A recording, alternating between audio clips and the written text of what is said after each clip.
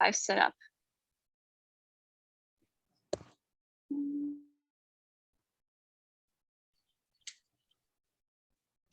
Andrew, you can go ahead. My permissions are not set up for Facebook Live, so I'm going to work on that, but we should go ahead and get started. All righty. Well, welcome again. Thank you for joining us for our Center for Common Ground Democracy Center Holiday Gala. Next slide. We are here tonight to celebrate our democracy centers. I'm Andrea Miller, and I'm the founding board member for Center for Common Ground. Next. I live in rural Virginia, so my Zoom is sometimes not the fastest in the world. Before we get started with our program tonight, I want to thank our board of directors, Reverend Rodney Sadler and Dr. Gabriela Lemus, who are our board co-chairs, Katie Hornung and Deepak Puri. Next. Tonight, from the 6 to the 7 o'clock hour, we're going to reflect on 2020, which was a banner year for Center for Common Ground. Our very, very special guests are Kevin Bacon and later in the hour, Senator Richard Blumenthal. In part 2, which will be our 7 to 8 p.m. slot, we will be looking at what we learned in 2021, which was a very interesting year in and of itself. Mimi Kennedy and Secretary of State Denise Merrill of Connecticut will be joining us. And then in our final hour, part 3 from 8 to 9 p.m., the critical role of democracy centers for 2022, and we'll be joined by Representative Barbara Lee. And during these sections, you will have an opportunity to meet our amazing Democracy Center leaders and our amazing Students for Justice. Next slide. What I'd like to do now is introduce our own Judith Bolker, who will introduce our very special celebrity guest. So he's an actor, a producer, and a director. He's the winner of many awards, the Golden Globe, Screen Actors Guild, and an Emmy, just to name a few. You may know him as the star of film and television, and some of the best movies ever: Footloose, Apollo 13, A Few Good Men, Flatliners, and Mystic River, just to name a few of his work. But you may also know him as the husband of Kira Sedgwick and the father of Travis and Sosie. He is all of that. But what you may not know is that Kevin Bacon is carrying on the family tradition of being an activist and an advocate for social justice. We are so pleased that you can join us tonight, Kevin. I hope my video is working. It seems to keep being turned off. Ah, there I am.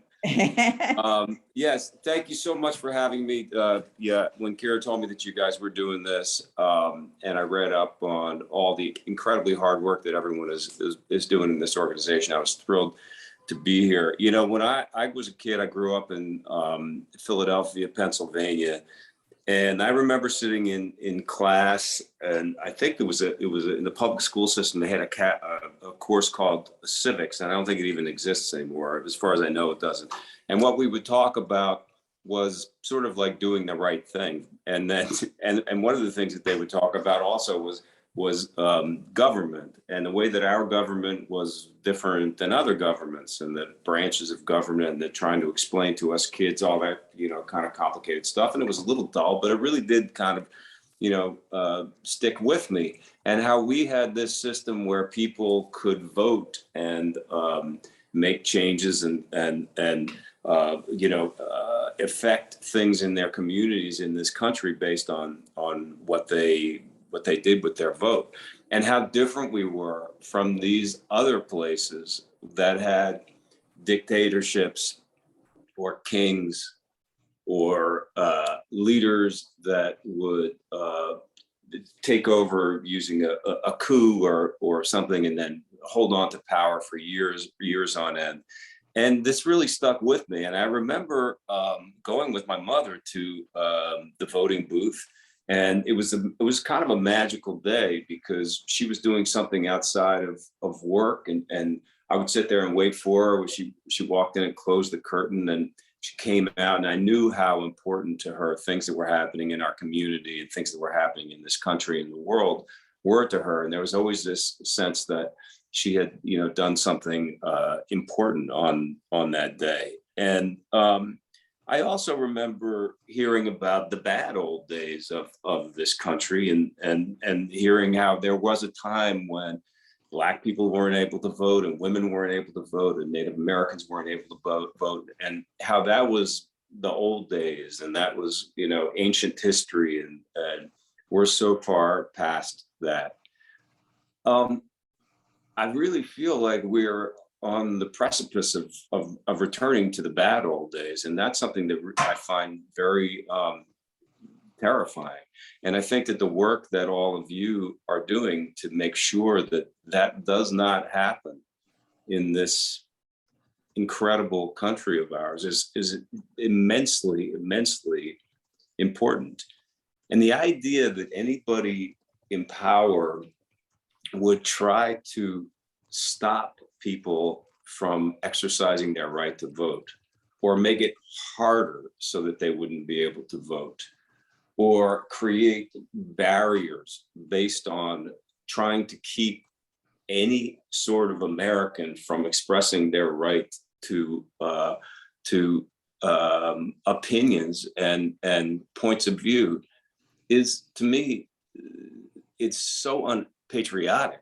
It's so un-American. It's so reprehensible, and it's truly unconstitutional. And right in our faces, this is happening again and again and again. And as we all know, I mean, I'm obviously preaching to the converted, but all the things that we care about, whether it be social justice or the environment or reproductive rights or gun control or healthcare or anything, it all has to come back to our right to walk into that booth easily and conveniently, and not to feel like a criminal when you're doing it, and to say, this is what I feel. And I think that if we lose that right, then we are on our way back to the dark old days and the bad times. And I think that everything that you guys are doing is immensely important. I am an absolute 100% patriot. I love this country. I don't want to live anywhere else. I'm not, heading for the hills, but this is a really crucial time. And so I'm just here to say, keep up the good work and keep up the good fight. And thank you for everything that you're doing. And I am going to say thank you so very much for joining us. It is a thrill for me. I'm going, you know what? I'm going to go dig out my copy of Footloose, and I'm going to dance with it. I love that. I love that. So, and what you say, Kevin, is so true. We don't really teach civics anymore, but here at Center for Common Ground, that is going to be one of the things we roll out in 2022. And a shout out to John Williams and Anthony Hall, who started our first draft of our Civics 101. And because we work in so many different states, we are going to customize that for the individual states, the individual locales where we have people working so that they can begin to understand how government is supposed to work. if you don't know what government is supposed to do, then when government stops serving the people and stops doing anything worthwhile, then you probably won't notice. So we're going to step into the breach on that one and work on helping people understand that we, the people, it's not we, the corporations or some other entity, it's we, the people, are really in charge of our government. And we, the people, need to determine what is in our best interest. Thank you so much for taking time out of your busy life schedule and family schedule Thank you to so join much. us tonight. And Kira sends her best. She's sorry she couldn't be here. Love to you both. Thank you. Bye-bye. And now, since this is all about, oh, Judith, do you want to add anything?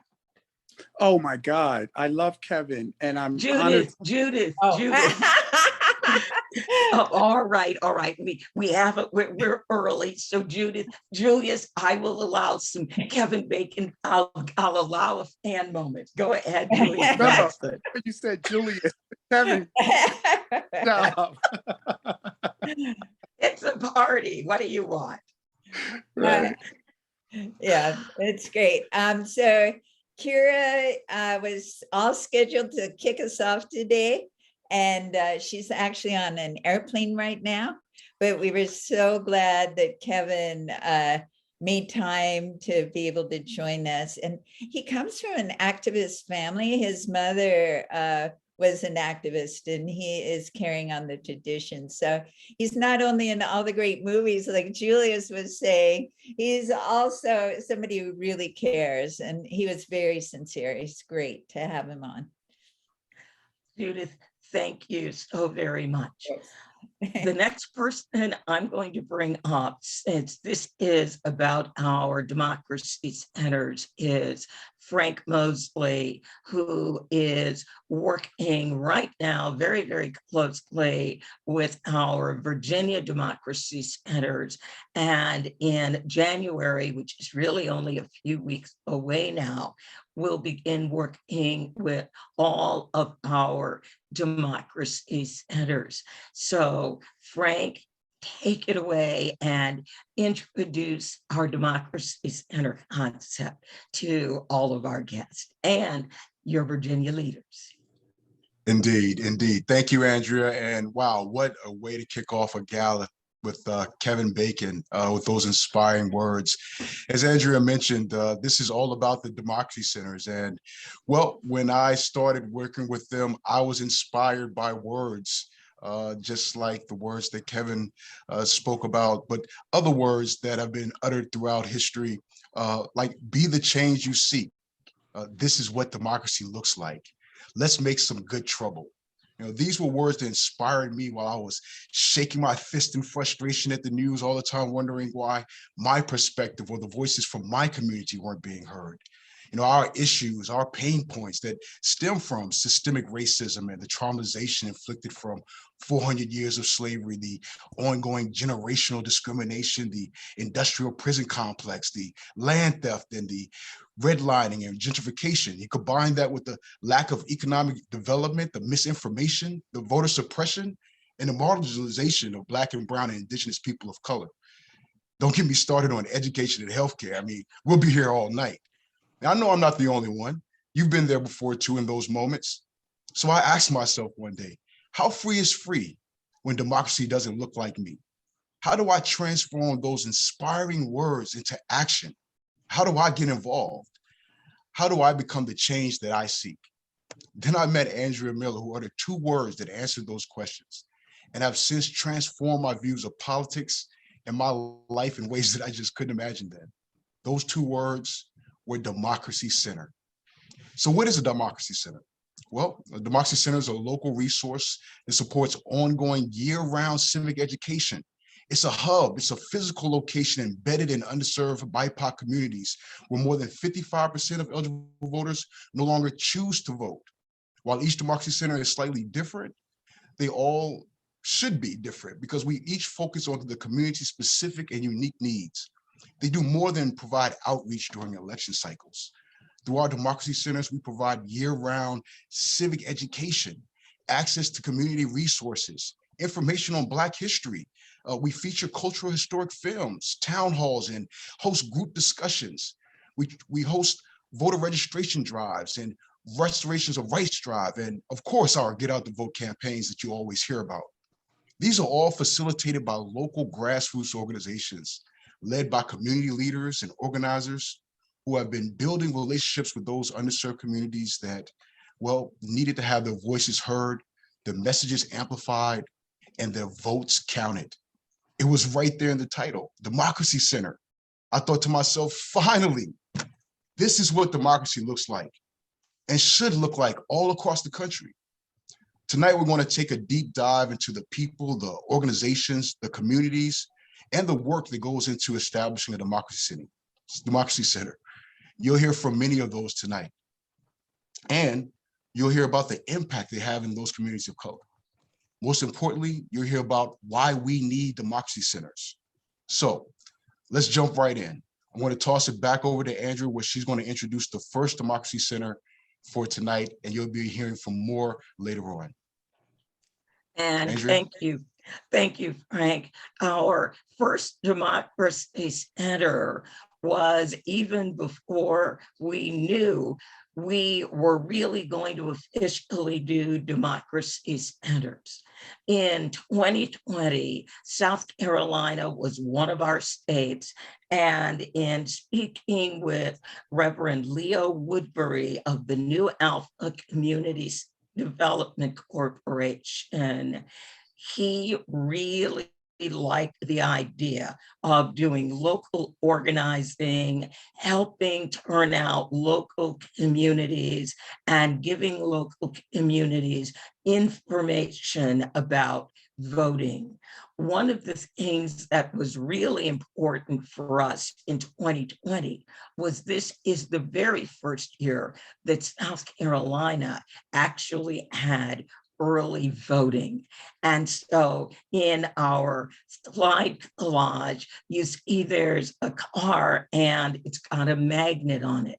And that magnet said, vote your power, and gave people a phone number that they could call for free rides to the polls. We also had the RVG, as she was on her way down to Georgia, make a stop in South Carolina. And one of the other photos there is, I like to call it, That's My Baby, where we parked the RV under one of our billboards in South Carolina. And I imagine the billboard waving to the RV as the RV went down the road.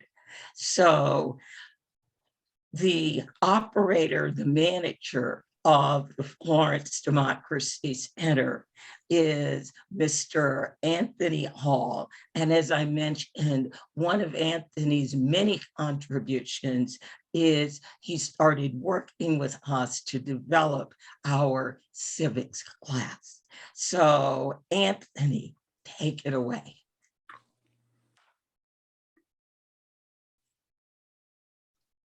Unmute.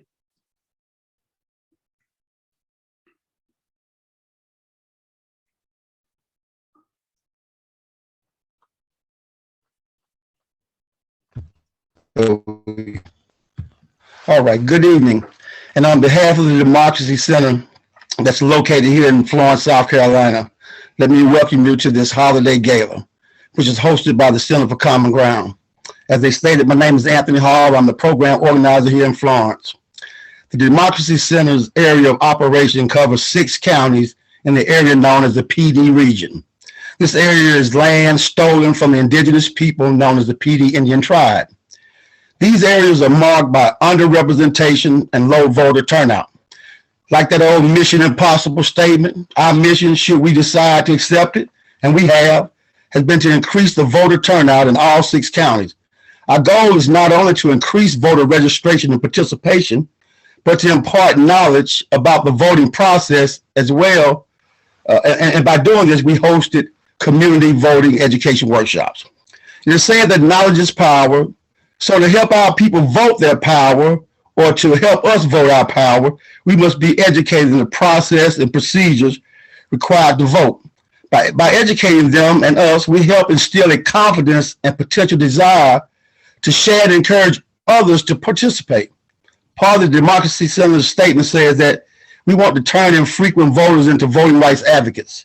And you do that by identifying leaders and educating them and giving them the tools to reach voters in their communities. Over half, roughly 56% of the African-American population in the United States is located in the South.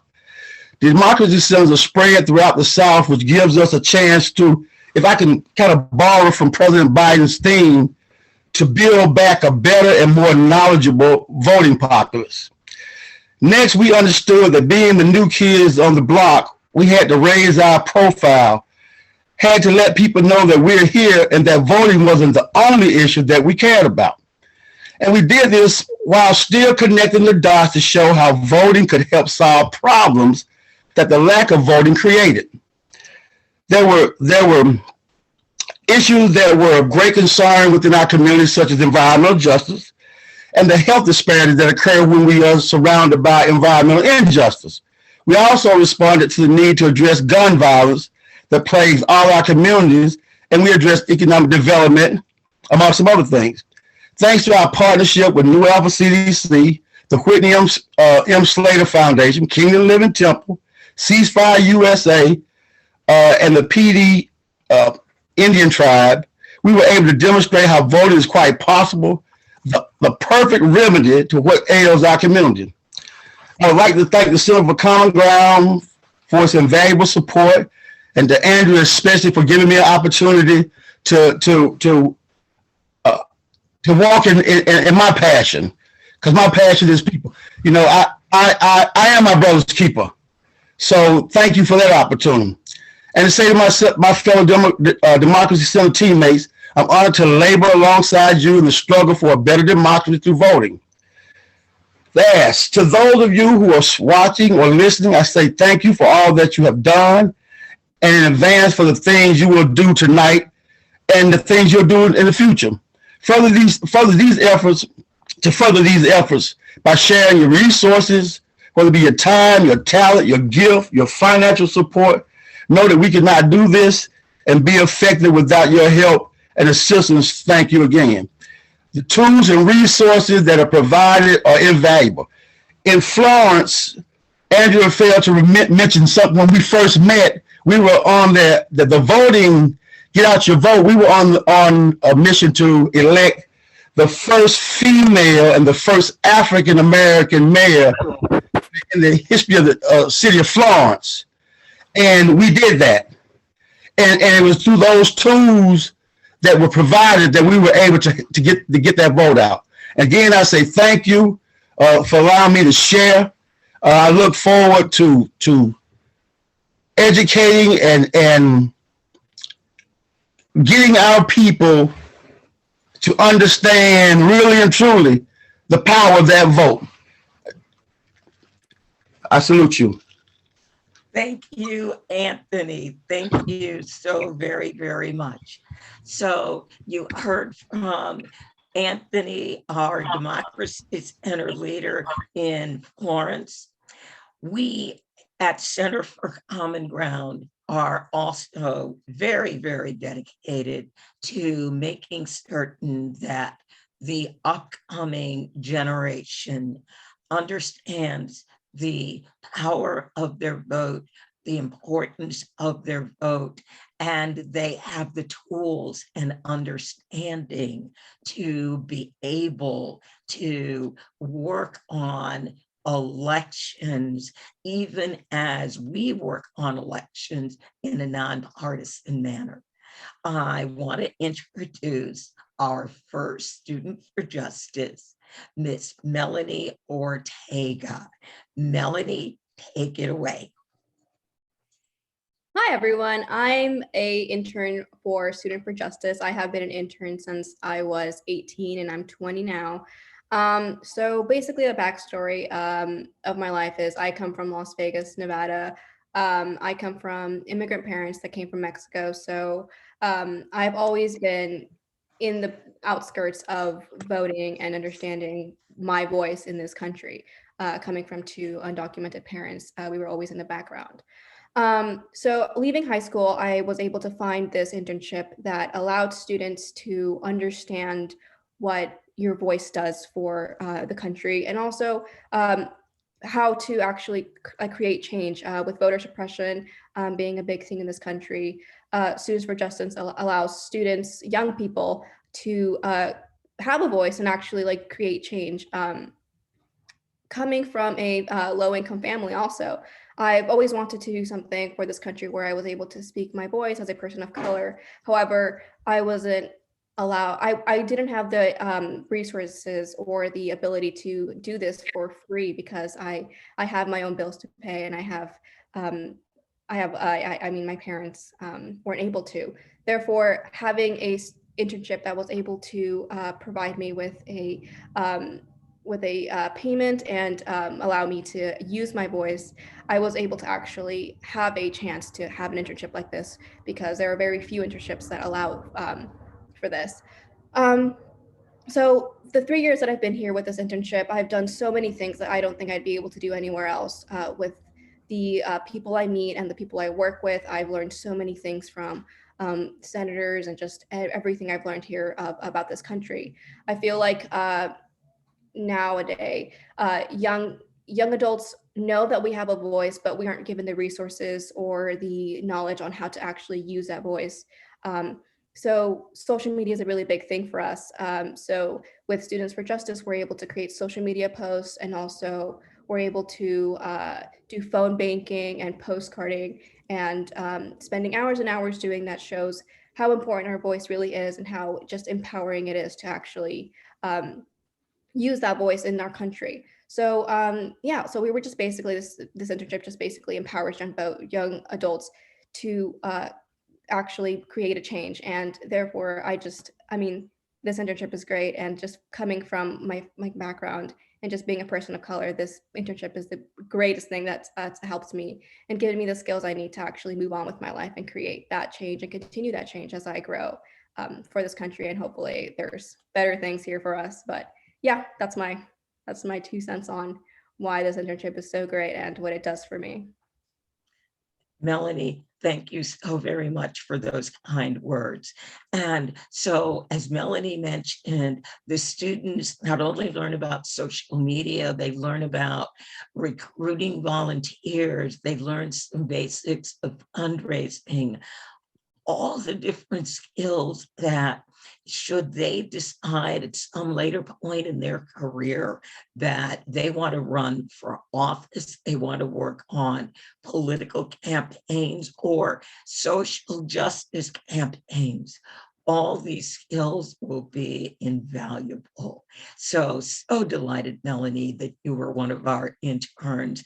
And I also have to do a shout out to the founders of our Students for Justice program, Sandy Radoff and Claire Ullman. So thank you so very much for bringing this program to Center for Common Ground. We are so much the richer for it. So thank you, Students for Justice. All right, now, a great deal of what we do at Center for Common Ground revolves around our work with the faith community. And we are not only an organization that does work on voting rights, we understand, as Anthony mentioned, that people are voting to protect their environment. They want clean air, they want clean water. And one of the most fun and exciting people I have ever met working on that subject is the great Juan Smith. Good evening, good evening. Hey, everybody. Hey, family. Hey, East Coast. Hey, West Coast. Hey, up north. Hey, down south. What an auspicious occasion. I am so delighted to be here. When I found out about the gala, I said, listen, all 3 hours, whatever you need, I'm there. Any reason to dress up? You know, a lady loves to put on a little color and some pearls. But no, really, the Center for Common Ground is near and dear to my heart. Anybody who knows Andrea and the awesome Deepak knows that Center for Common Ground is about big tech. We are about data. We are about getting the information that's necessary to get the wins that people need. Anybody who knows the Center for Common Ground knows that we are everywhere the issues are. We're doing work in California. We were in Arizona. We were in Georgia. We're in Virginia. We were in the Carolinas. We were in DC. But anybody who knows the Center for Common Ground knows that this is relationship work. Yes, we do tech. Yes, we do campaigns. Yes, we're about the issues, but we are about relationships. And how do you do this work from heart to heart? How do you do this work at the community level? How do you reach neighborhoods? Centers for Democracy. Centers for Democracy is how the Center for Common Ground connects from brother to brother and sister to sister, from census tract level to census tract level, from neighborhoods all across the South on up the East Coast. Center for Democracy. Democracy Centers, how we do that work. So tonight's gala is dedicated to deep relationship building. And we're glad that you came. We have 144 folks with us this evening, but we need your help. We have an amazing agenda. We have an amazing virtual program planned for you tonight. We kick things off with Kevin Bacon. Now, listen, I was looking forward to Kira, but if you tell me we get Kevin Bacon for a second, now that's the program. But now it's your turn. The only way these centers can thrive is with your support. There's a scripture that says, where your heart is, that where your treasures are, that's where your heart lies. Kevin talked about all the issues. He talked about environmental justice. He talked about reproductive justice. He talked about social justice. He talked about all of the campaigns that are happening. We're there. The democracy centers are doing that work all across the country. So this is our first appeal to you. We'd ask you to make a donation. Make it now. We've made it simple. You can just pull out your phone and just hold it up to that QR code, or you can go to the website, bit.ly/CFG-donate. And there is no donation too big or too small. And for those of you who are pulling out the big donations tonight, please, please, please make it through our, we want those through snail mail. So if you have larger donations, we would take the larger donations through snail mail. But this is our first appeal. This is our first opportunity tonight to connect at the level of heart, because we know that power is truly with the people. But when big business and government are the only ones who can access the data to advance the work that we know is so important, then we are at a disadvantage. So right now, pull those phones out. Right now, go to bit.ly/CFG-donate, and we need everyone. And listen, this is where you get to increase your donation, because for our first $8,000 in donations, we have matching donations tonight. That's right. So if you give 25, we get 2 for 1. Everybody loves a little 2 for 1. Everybody loves a little BOGO. So the first $8,000 that are donated tonight will be matched.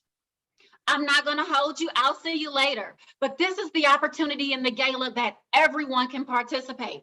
Andrea, you know I'm a Baptist minister. I love raising an offering and I love talking, but I'm not going to hold you long. I want to see who's up next on the agenda on the program tonight. So everybody go to bit.ly/CFG-donate, and I'll see you later in the program. heart to heart. Thank you. Thank you, Reverend Juan. And what's next in the program is our incredible IT director. You heard that right. And his violin. We got a little music for you.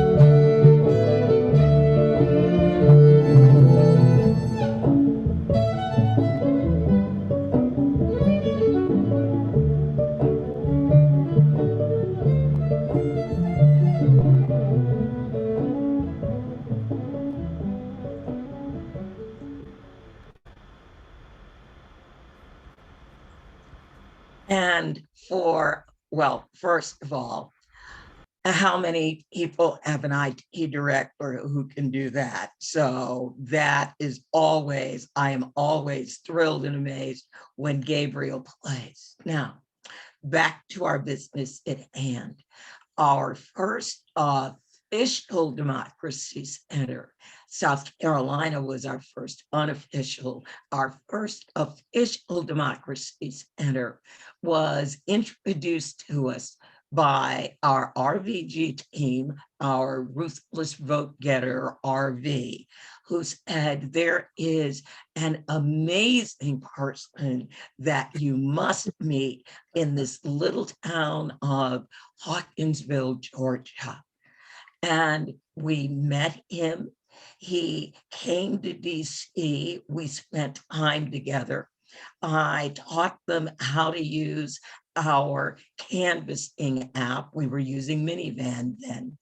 And on December 21st, which is the very first day that they were able to canvass, they went out, and between December 21st and January 4th, they knocked on 2,400 doors and had 2,100 conversations. Why? Because when people found out that they were from the Newberry Foundation, and this was the group that provided food for people in need every month, people were very excited to speak with them. So I'd like to introduce you to Mr. Julius Johnson of Hawkinsville, Georgia, and Washington, D.C. Julius. Happy holidays. Happy holidays. I'm sitting here at this gala and I am just overwhelmed. I am sincerely overwhelmed. This is just so important. It's so special to me. I'm here this evening with my team. I'm here with one of my elders, Mr. Thomas Fisher, who's born and raised in Hawkinsville, Georgia, has been a fighter on the front lines his entire life. I'm also here with Francois Ndegwe, our senior fellow at the Democracy Center, along with Taquasia and Amina Salim, my lovely wife. Thanks to all of them for being here at the gala. Andrea, you are a superstar. Simply put, you're a superstar. From the day we met until this very evening, you have been a woman of your word. You've given us a vision, a focus, and inspiration to impact this small community where I am the 7th generation. My family first came here in 1818. And through the enslavement period and freedom, we have farmed, we have been in the ministry, in education, and we have a democracy center, if you can believe it, on Commerce Street in the heart of Hawkinsville, Georgia. And the picture of it is right behind me on the virtual screen. And this is a very unique place here in Hawkinsville. We're in Pulaski County, in the deep South. And the people here have had to go along to get along. Through that process, relationships have been built, and we have learned to be interdependent, both intraculturally and interculturally.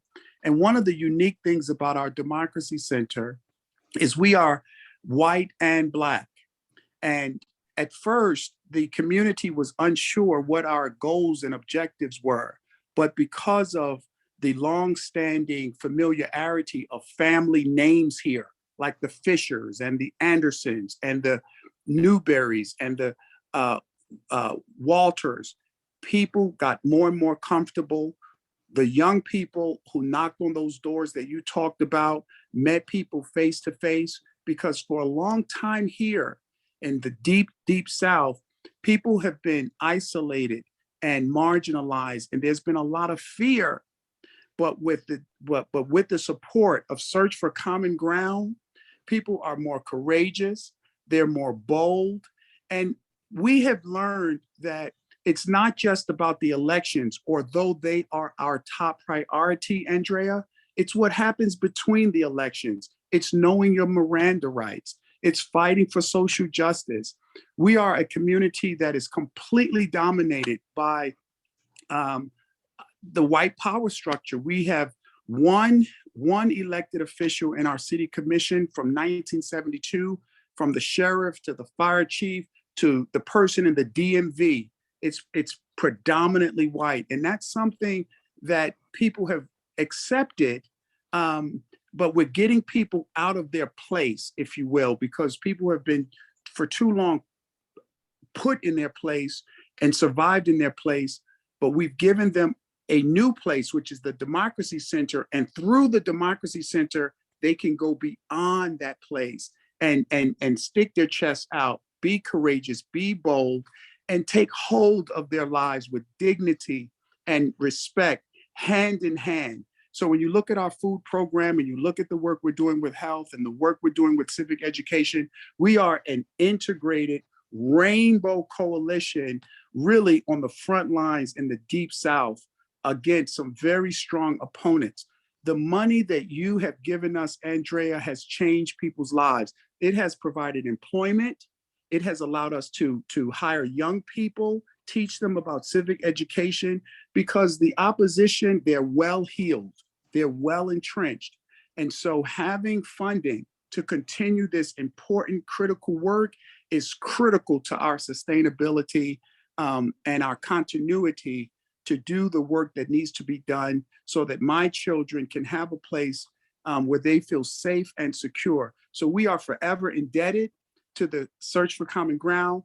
Andrea Miller, you have inspired us, your board of directors, the other folks who drove the van down here. We love them. Lorna, all of them. I know they're on the call. They just inspired us, and we're here on the front lines, and we are ready to continue in 2022 to make this country what it is meant to be. One country for all of us. So thank you. And I am just elated. Happy, happy holidays to everyone. Please support Search for Common Ground. This is a good effort. Thank you so very much, Julius. We have already introduced you to interns and our Students for Justice program. I now want to introduce you to the Monroe Democracy Center interns that are doing work in North Carolina that will be such an important state in 2022. So I'd like you to welcome Ben Rogers of Monroe, North Carolina, which is in Union County. And one of the things you'll probably notice is you're not hearing a lot of big city names. You're hearing small places. We are working to bring democracy to every corner of the country. And there is Nyla. So Ben and Nyla, take it away. Hello, my name is Ben and I am an intern with the Monroe Democracy Center, and I'm also a first-year college student. I would just like to take a moment to thank the Center for Common Ground for giving us the opportunity to have a democracy center in Monroe. So Monroe is a town, it's just southeast of Charlotte, and it's in a county called Union County. It's an underserved county and town, and it's in the Black Belt. And people really don't feel like their voices matter or are being heard. And this is shown pretty clearly in the 2021 election, where the voter turnout was only 12.6%. This is a vanishingly low voter turnout, and this is why it's so important that we have this center. This community needs a group that's goal is to make sure that they have their say in the decisions that impact their lives.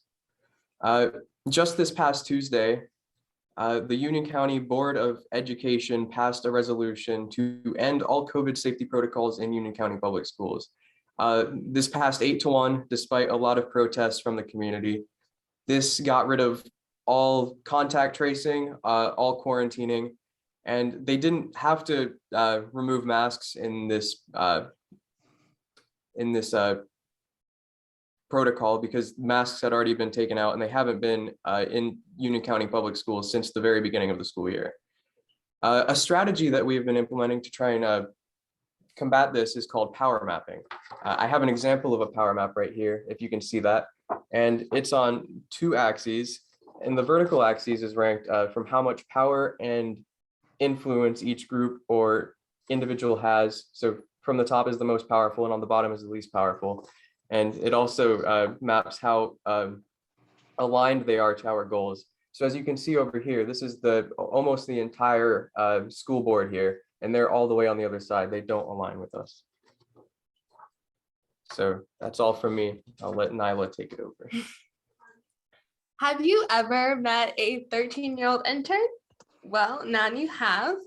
My name is Nyla White, and I am a fall intern for the Monroe Democracy Center with so much help from many people, and especially Miss Suzanne Hetner. I have been able to learn so much over the past month, and I am just so excited to continue my learning, and hopefully with more money, I'll be able to expand my knowledge and also share my knowledge with others. So something that I have found very effective is asset mapping. You're able to make a list of people, organizations, groups that you've heard of, know of, have researched. You might even work with these groups, and you're trying to find how you're both able to benefit each other.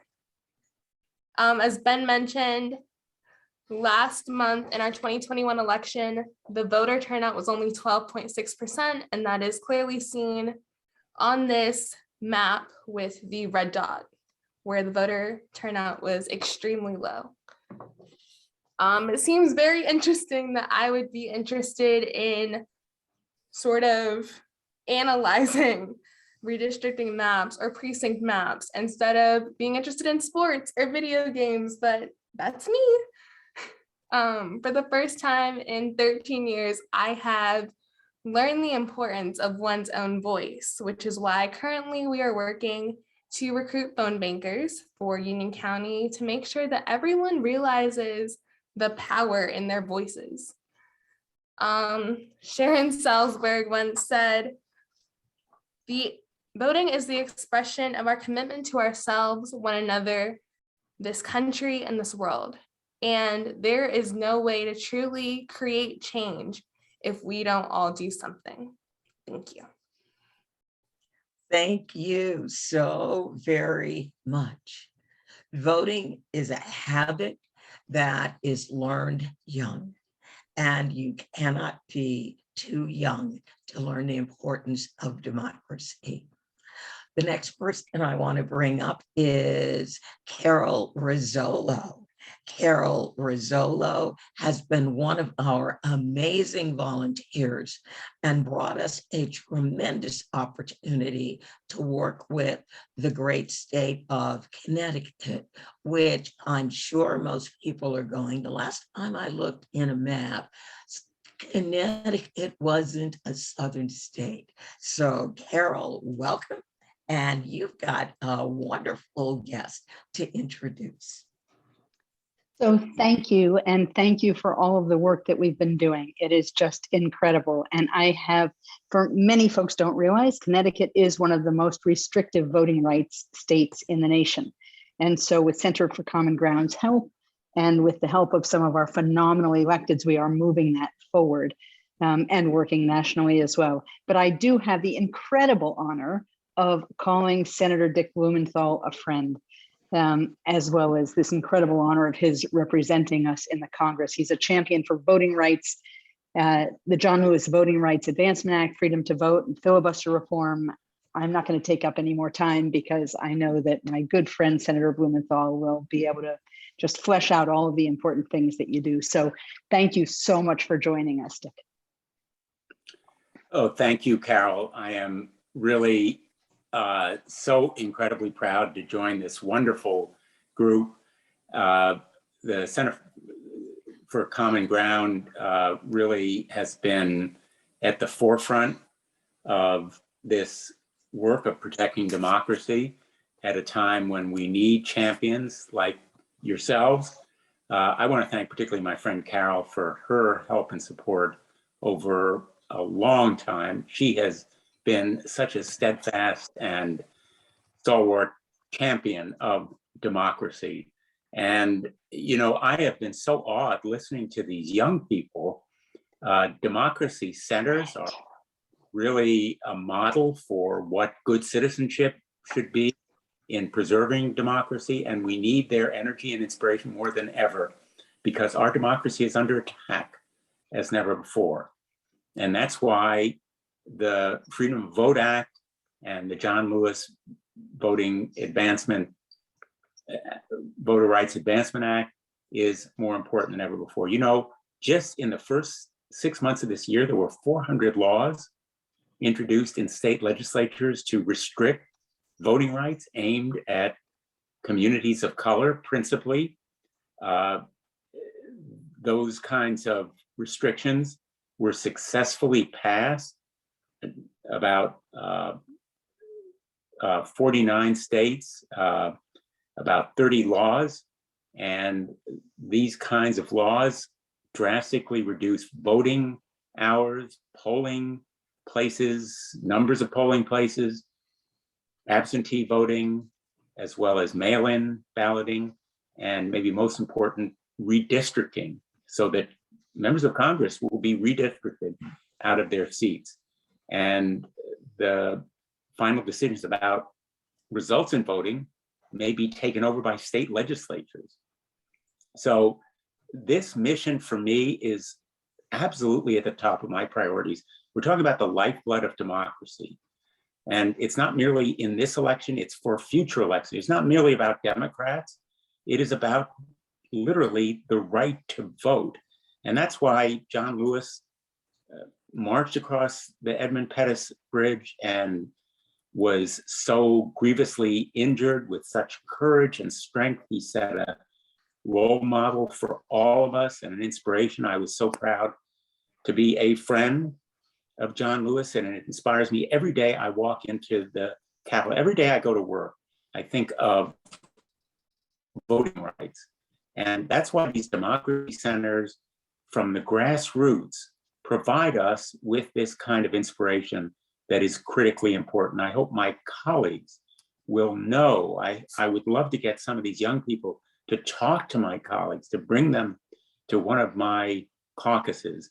And I'll just end on this note. You know, the major obstacle to establishing these voting rights and the two bills I've mentioned, Freedom to Vote and the John Lewis Voting Right Advancement Act, are the filibuster. We need to abolish the filibuster. We need to make sure that the promise of democracy is fulfilled and that the majority in Congress, the majority of states and votes in Congress prevails. The minority, principally Republicans, have misused and abused the filibuster. I voted to, I think it was my third vote. At that time, there were only 12 senators, including myself, who voted to abolish the filibuster. But I've watched over the last 10 years as one by one, my colleagues have come around to the point of view that it has been abused and misused, that it is an obstacle to democracy. And for voting rights, we need to radically reform the filibuster. And I am very hopeful that we will do it, because nothing is more important than protecting voting rights.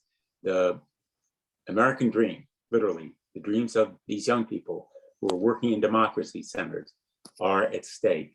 The future of our common ground, our consensus as a nation, is at stake. And if you look at the intelligence reports and the Department of Justice reports, what they will say is the greatest threat to democracy is not terrorism from abroad. It is, in fact, the potential for white supremacy and violent extremism within our country, preventing our democracy from working and stopping voting rights. So these repressive and regressive measures, often aimed at communities of color, are the great poison that we face, that we must prevent from undermining and destroying our democracy. And I'm just so inspired by the work that you are doing. It is common ground. It is the kind of respect for democracy that we should all feel.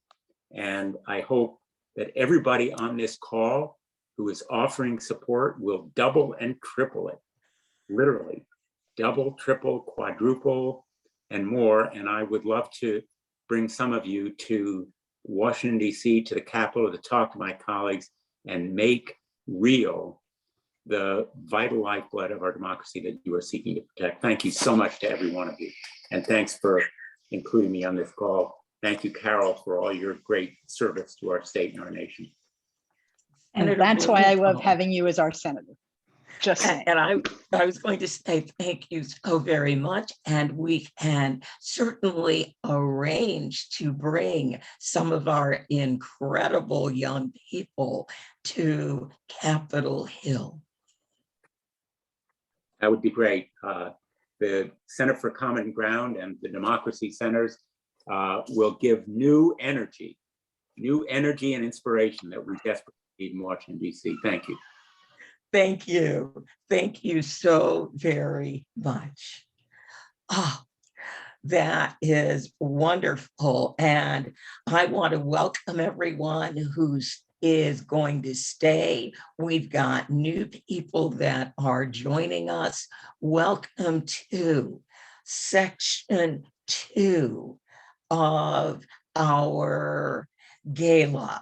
So in section 2, we're going to be looking at the year 2021 as we close out this year. It was started as an amazing year with the election of Senator Warnock and Senator Ossoff in Georgia. It took a rather strange turn in November with the Virginia election. And while the media didn't report it, it took a marvelous turn on the same night and then the runoff with the Georgia municipal elections.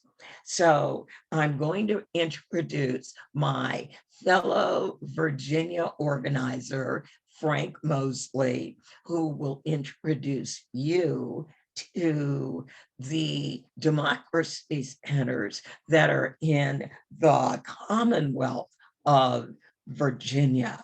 And as I told Senator Blumenthal, we love that invitation to come to DC, especially those of us who are in Virginia, because literally, well, all right, it's a long way to get to the bridge, but you're just on the other side of that bridge.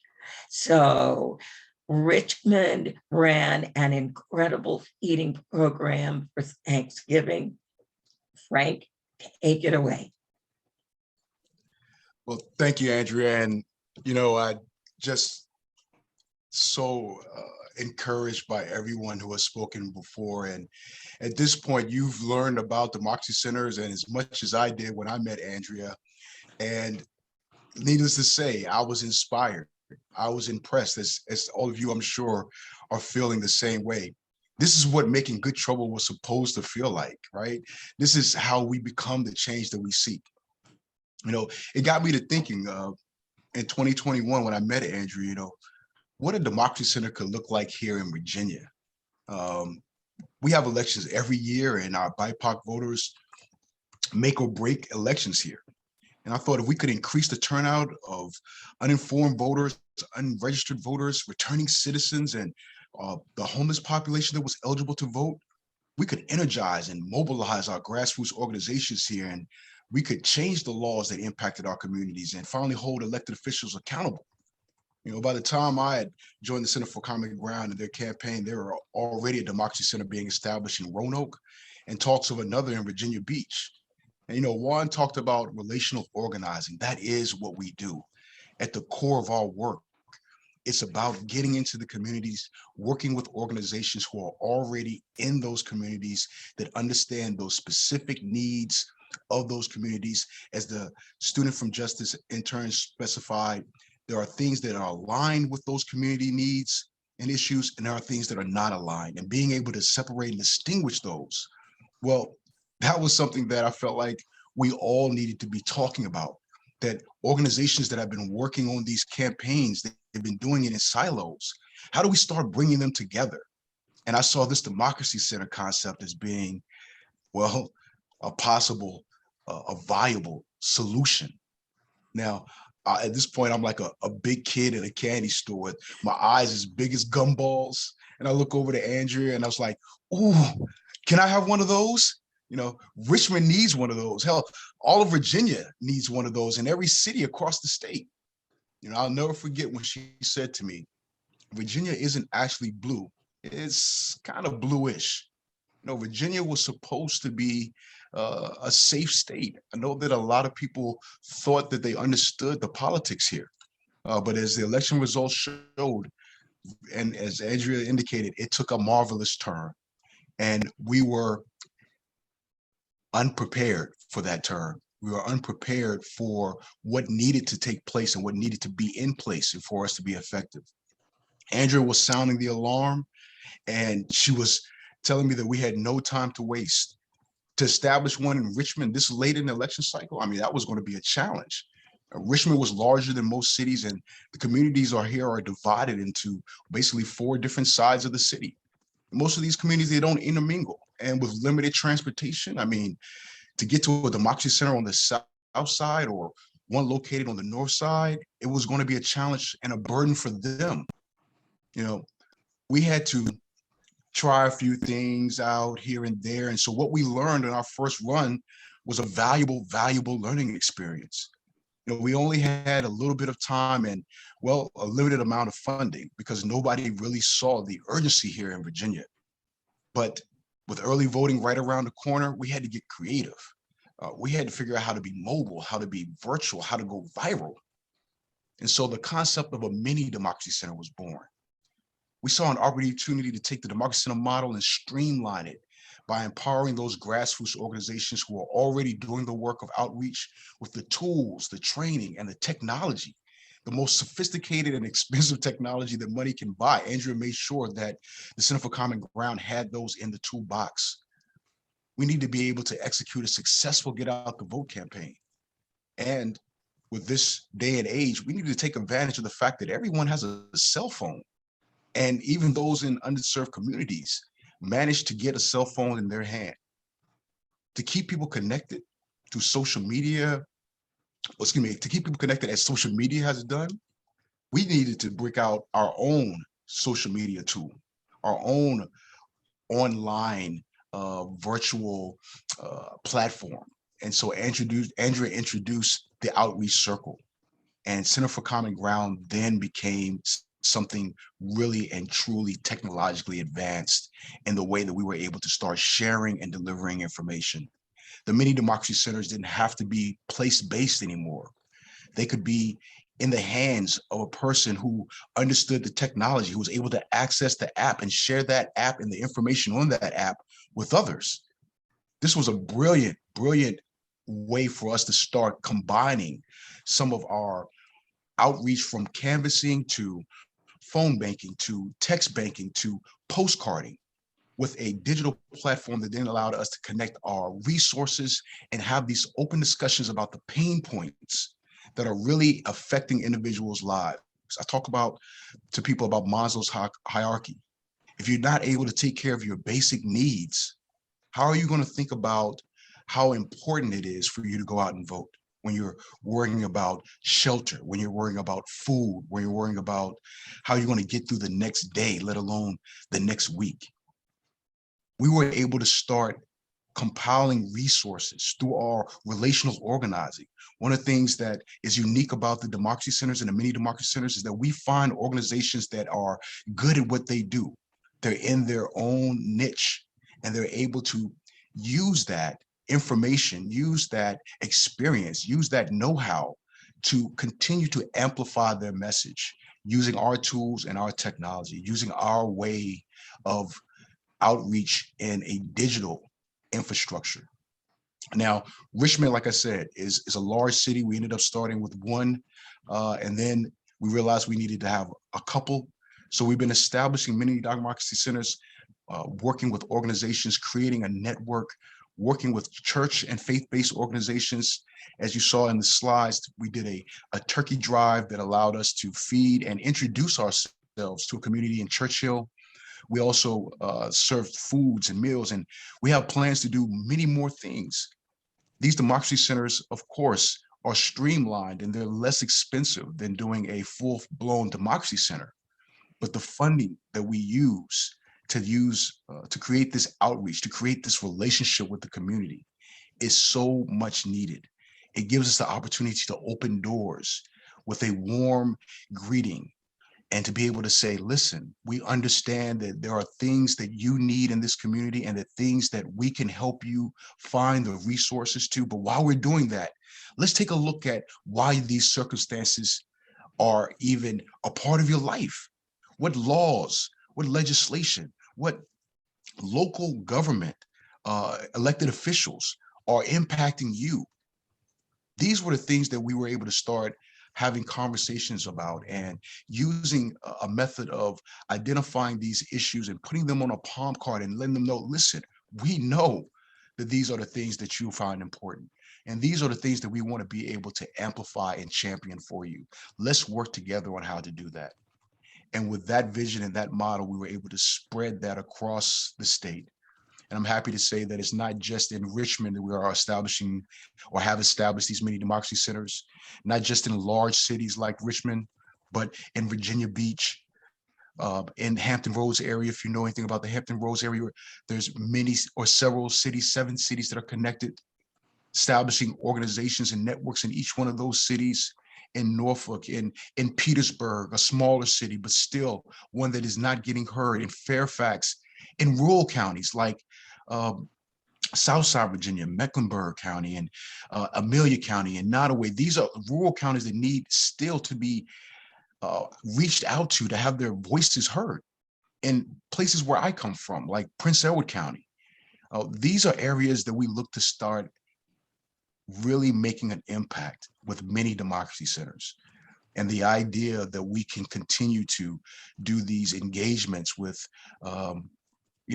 these food giveaways, turkey giveaways. There's been opportunity to do trick-or-trunks and all type of block parties. We've been creative with the limited resources that we have, relying on donations and relying on our networks to be able to pull together our resources. But what we could do with your support goes so much far and further beyond anything that I can put into words. The work that we do must continue year round. The outreach that we do must continue year round, because democracy isn't something that only starts and finishes during election cycles. After the election, we're still left with the idea and the feeling that either something has changed or nothing has changed at all. And with that feeling and with that sentiment, we have to do something about it. Many democracy centers give us an opportunity to do that in a way that we have not been able to do before. Apply what we have learned from other cities, other states, best practices, how to improve on those, and to really get to a point where we understand and are really echoing the needs and the issues that these communities who are not getting a voice or feel like they're not getting a voice, even if it's true that they're registered to vote, why are they not going out to vote? Why are they not incentivized? We're tackling those issues as well. We're understanding the core issues that really prevent individuals from going out and casting a vote. A lot of times they don't know about the issues. They don't know how government works. Civic education is part of what we do.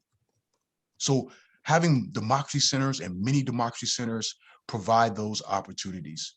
Tonight, we've been hearing from some of the democracy centers across the country, but now we're going to really kind of hone in on Virginia. The work that we're doing here in Richmond is continuous, but there are other democracy centers here that we want to be able to talk about. We want to be able to let you know that they are also creative. They are also very capable of carrying out our mission and our vision of uplifting these communities. One of the communities that we have been speaking about is the Roanoke community, which I know I'm not the only one as the Democracy Center director here, very, very proud of what they were able to do this year in the 2020 election. Their outreach campaign, them getting out and canvassing, knocking on doors, introducing themselves to the community, really showed us how we and other democracy centers and many democracy centers could start to effectively get into those communities and make a difference, to be able to pull volunteers from out of those communities to want to be engaged, to want to be informed. The Roanoke Democracy Center had a number of different events that they were able to put together. And let me tell you, the voter turnout for the communities of color were exceptional. Those numbers, I'll let them really kind of shine and talk about, but being able to go into a community and know that there is no voice and then be able to create a voice for them. That is the work of a democracy center. And later on, I'm going to talk more about some of the many democracy centers, but I really, really want you to pay attention to the work that the Roanoke Democracy Center has done, because it is really impressive. It has been a shining light for us here in Virginia. And as we continue to learn more from each of these democracy centers and put together all of these best practices, I know in 2021, what we've learned, we'll be able to apply more effectively in 2022. And you will see and you will hear more and more about the work of the democracy centers across Virginia. So without further ado, I'd like to pass it over to my next democracy center leader here. Or it's me. It's me. I'm next. I'm sorry, to our center, our ultimate leader here. You were waxing eloquent there, Frank. You were really, really going. Are you sure you weren't a minister in another life? Well, you know, ministry is something that is, I think, a part of us all, right? When we start doing this type of work, we're all passionate about our words and our ability to impact others and uplift others. And I really am just happy and proud with all that I've been able to learn and being able to share with others. So yes, so you know, I do get carried away at times. I love the opportunity to talk about the work that we do here. And sometimes I just get really excited about what's ahead. Now I'm ready to jump ahead to the next part. But Andrew, take it away. All right. Well, our next guest is going to be another one of our Students for Justice. And in 2021, our Students for Justice did work in Virginia. And one of the places where they postcarded before we actually had a mini democracy center was Petersburg, Virginia. I'm going to have Sinai James talk about Students for Justice and the work that she did. So take it away. Thank you so much, Miss Andrea. Thank you, everybody. It's a pleasure to be here. To reintroduce myself, my name is Sinai James. I was a Students for Justice intern for the fall 2021 Virginia's governor election. Our work consisted of a lot of things, but primarily within the first half, we did a lot of postcarding. We did a lot of ad designs for social media on Facebook and on Instagram. And then we did a lot of phone banking. And there were even some like on the ground recruitment to try to get people out to vote. But that was primarily what we were doing within it. And it was such an amazing and rewarding experience, specifically because this was my first official internship. And it was probably one of the best I will have in future years. So for the postcarding that we did, we were each given about 300 postcards. And we had to complete those within the time span for to get people to go out to early vote. So a lot of these postcards went out specifically towards targeted areas. So we specifically targeted the city of Petersburg. And that turnout rate was very, very good with, I believe it was over 20% came out to early vote in Petersburg. And considering that is a city of under 40,000, that is a lot of people who specifically came out. And for postcarding, it was time consuming, but it was definitely very rewarding. And it allowed us to really connect to these people on a personal level and really understand that, okay, we are trying to handwrite each of these and try to present it as best as possible and get these people to, really understand on a personal level that this is another person talking to you and really trying to get you to understand a lot of the topics that were up for grabs for the 2021 election. And we would specifically write about healthcare, and we would write about education and voters legislation, voters reforms, and other marijuana taxes. That was another topic that was really in importance this year, specifically in Petersburg. And we really just highlighted a bunch of these things specifically within the postcards and even in the phone banking and text banking. And the text banking was a little bit more popular because talking to people on the phone was a little bit more scary. But once you really got into the swing of it, it was really, really easy. And there was a script that we did have to follow. And sometimes you could go right onto the script and it was perfectly fine. And then there's other times where you're just like, you have to think of something really quick on the fly, but even that was easy once you really start getting into it. And there were so many times where there'd be moments where you could really feel like, wow, I hope I really changed their mind in getting out to vote early or going out on election day. And it was a very, very rewarding experience. And even though, unfortunately, the candidate that we did want that specifically would have helped the topics of healthcare, education, voters legislation was not elected this year, we definitely saw some boots on the ground, and we definitely have seen the seeds of inspiration planted in a lot of these people and a lot of the young minds too, because going out on the college campuses, in the first half, trying to recruit people to write postcards. And college students are busy, but college students will do things if you promise them food and if you promise them other things as well. So we would get them to come out to these postcard parties. And while we were there, some of them wouldn't talk, but for the most part, a lot of them were very willing to listen.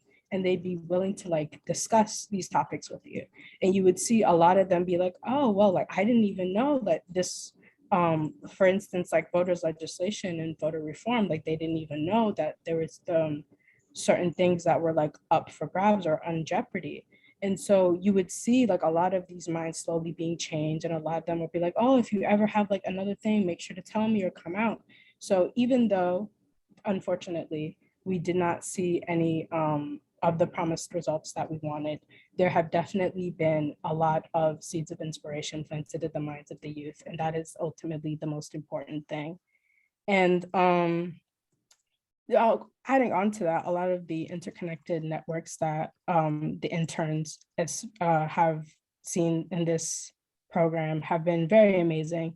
And I've managed to connect and be able to have like very strong bonds with some of the people in this program.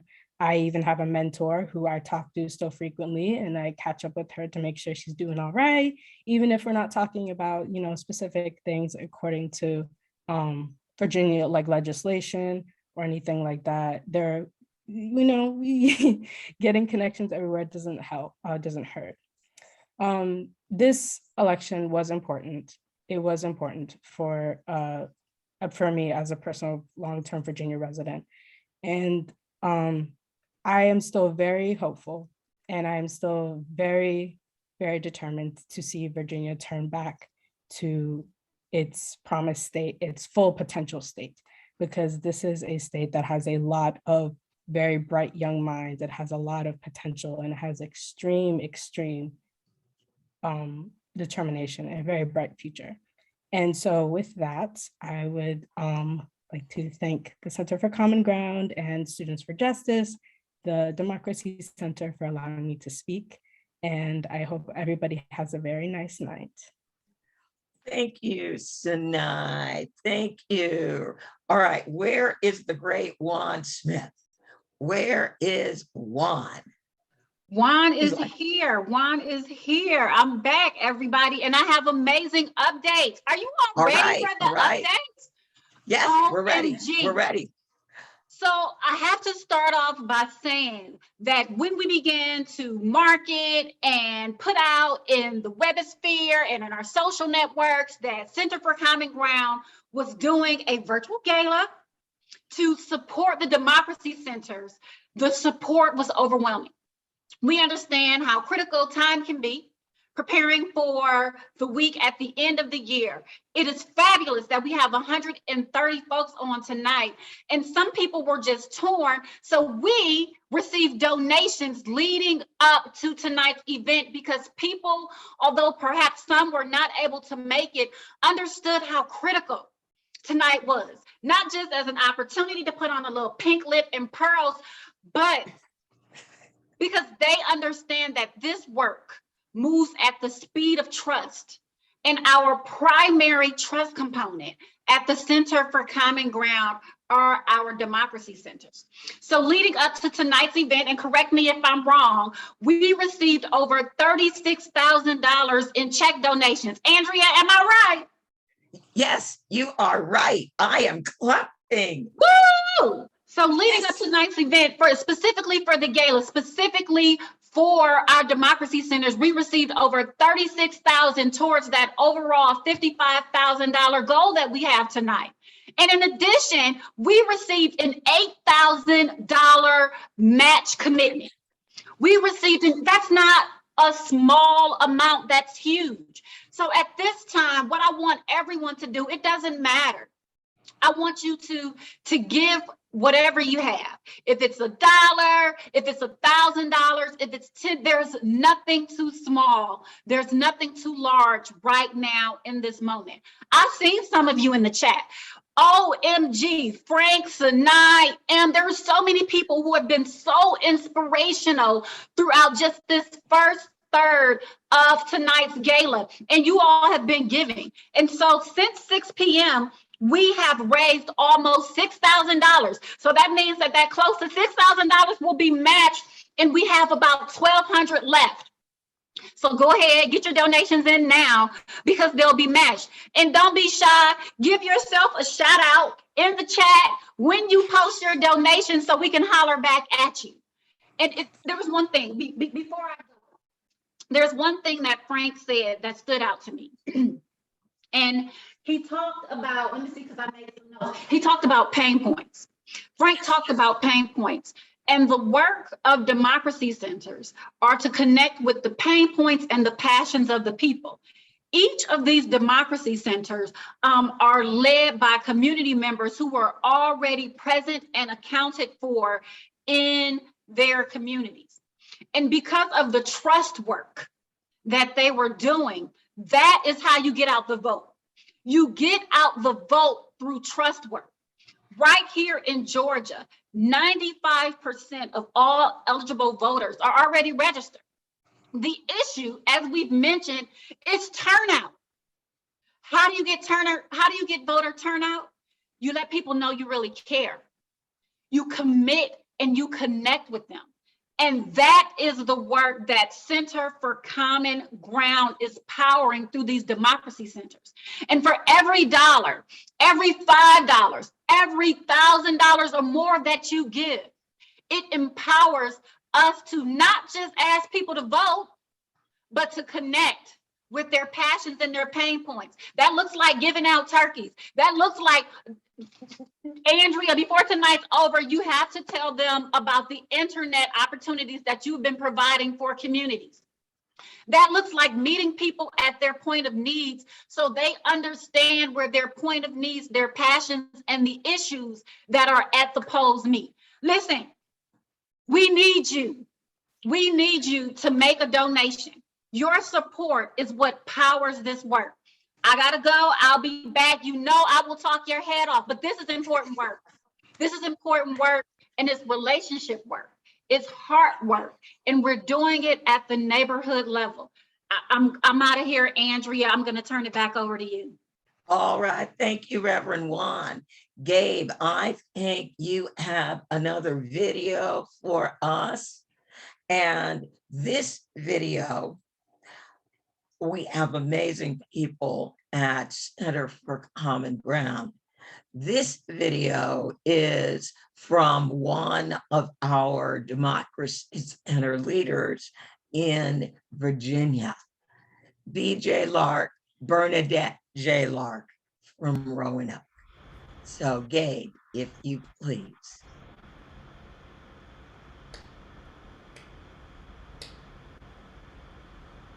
I just can't give up now.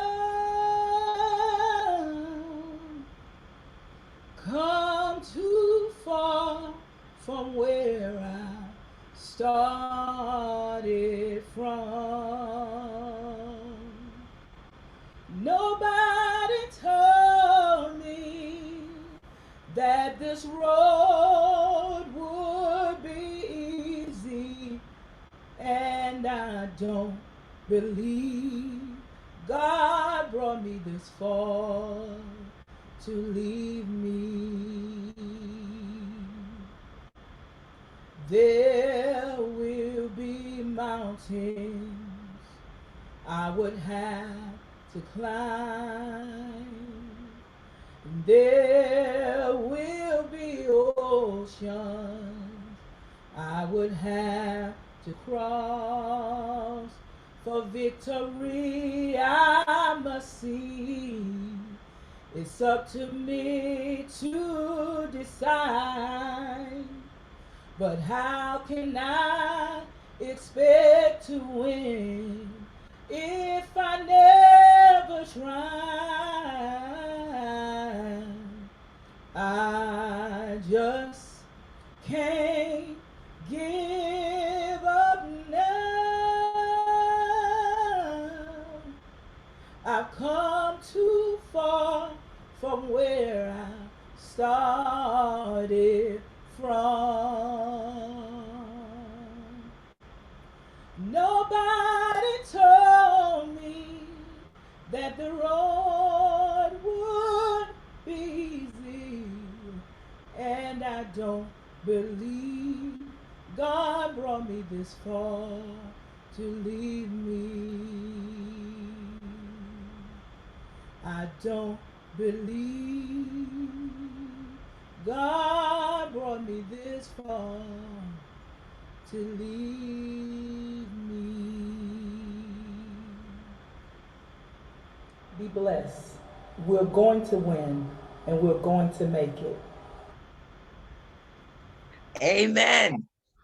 All right. If that doesn't make you say amen, I don't know what will. Now, for our next guest, I would love to introduce a very dear friend of mine working in voting rights for a decade or so. Actress and voting rights activist, Mimi Kennedy. Hello. I think I'm unmuted. I don't know if you can see me. Yeah, you can now. I'm so pleased to be part of this group. Andrea, thank you. And that song moved me to tears. I don't believe God brought me this far to leave me. So being with this group, I feel a little bit more with God than I did earlier. I'm sitting of all places in Toronto, Canada. That's why I have an owl over my shoulder, because I've been working more in the profession I chose, or that chose me when I was a child. I'm acting again. And I just wanted to say to this group that I'm amazed in the current discourse that so little is noted about the return of the paper ballot. I don't think white America understood that the paper ballot had gone away, because they had never felt their right to vote under threat to the extent that others regularly did. And so when these recounts happened that Stop the Steal insisted on in Georgia, in Arizona, and we saw stadiums, arenas full of people counting paper ballots, I think a lot of people and in the media seem to assume, well, that's the way you do it. You count the paper ballots and see who won. It's tedious, but we're going to prove that our guy won, whatever. They didn't realize that paper ballots were gone for a very long time. And Andrea and people in this group, and people whose names will never be known, people who have left this planet, who worked with us, worked very hard state by state in coalition with people who understood the threat to voting rights, Black communities, to return the paper ballot And now that we saw some of it returned, especially with mail ballots, what happens? The obstacles to casting that ballot went way up, because now that was the only way to shift elections. So this stop the steal screaming about election fraud is ridiculous to me, because when it actually could have happened that there would be digital stealing and nobody could ever check it, totally mute. The Republican Party was totally mute. And I will say some of our Democrats were not very loud on this subject either. So it was the activists, and Gandhi said that nonviolence is relentless and it's the most effective, but it's 3/4 invisible. So people stand around and say a miracle happened, but it was the nonviolent action of the activists who understood and embraced the relentless work that it takes to bring justice. They understood what had happened. So I just want to say that we're still in coalition, and now the piece is to make sure, thank you, Andrea, the democracy centers are exactly right now, people to people, because if people feel that their vote matters, and now we know it does. I used to feel I was herding cattle into a slaughter chute when I didn't know if the votes were going to be counted accurately, and I had no way of checking it. But it was more than a decade of work to restore that for people who didn't even know it had ever gone. But look at the verifiedvoting.org maps sometimes. See what Virginia looked like, no paper whatsoever in 2014. Now you have paper. Thank you, Andrea, and so many of you. Look at Georgia in 2016, all paperless voting. And now, whoa, what do you know? The Georgia miracle. And oh, it was stolen. Well, let's count the paper. Oh, still a Georgia miracle.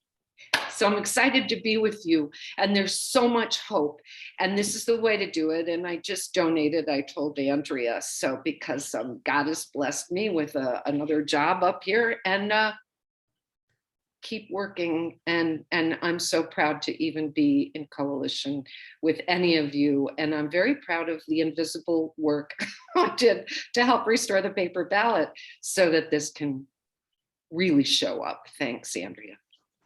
Thank you, Mimi. Thank you so very much for taking time out of your schedule to join us, for your incredibly kind donation, and again, for all the work that we have done together on voting over the years. Thank you.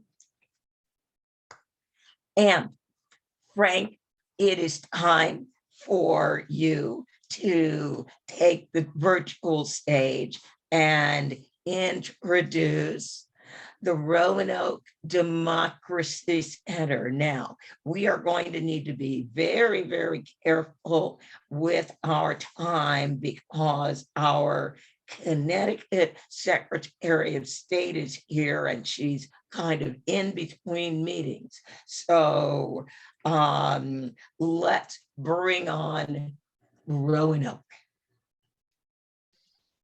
Yes, Andrea, thank you for the, again, the shout out to all of the democracy centers here, but Roanoke, you're up next. 85% of the Black vote was turned out because of your efforts. I can't wait to hear you talk more about all the great things you were able to do there. So you just heard BJ sing. Now you're going to hear her speak and talk about all of the great things that they were able to do in Roanoke. So BJ, take it away.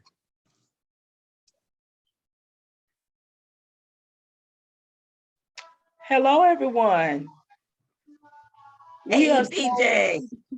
Hi, I am here, of course, with my wonderful husband, Deron. We have Ms. Amazetta and Ms. Cindy here, and we are so excited about tonight. We are just festive and we're excited. So we're tuned in. We were off screen because we were like clapping and screaming because we are so happy. Thank you to a phenomenal visionary, Andrea, and leadership with Frank. So let's talk real quick about what we do. At Roanoke Democracy Center, we are core focused on community outreach and engagement. We offer a wide variety of different activities, from delivery of services and sometimes goods to a dissemination of information by educating voting. We're educating civil and human rights. So these are tools that we use to help expand the access to empowering healthier communities. So in our community, what we did this time was we focused on who is missing. We understood with the data that Andrea had provided to us early on in the summer that we needed to understand the significant part of that data. And I think Reverend Juan mentioned that earlier. We knew that we needed to meet people where they were. We knew that we needed to listen to our community and build trust and relationship.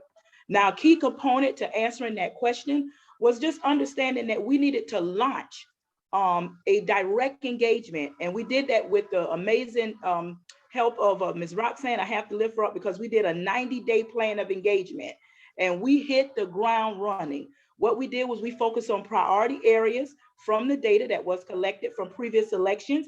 We focused on precinct areas where we had about 4,000 infrequent voters and over 5,000 unregistered voters. And these numbers don't include eligible voters and who never registered to vote or returning citizens. So we pulled together community.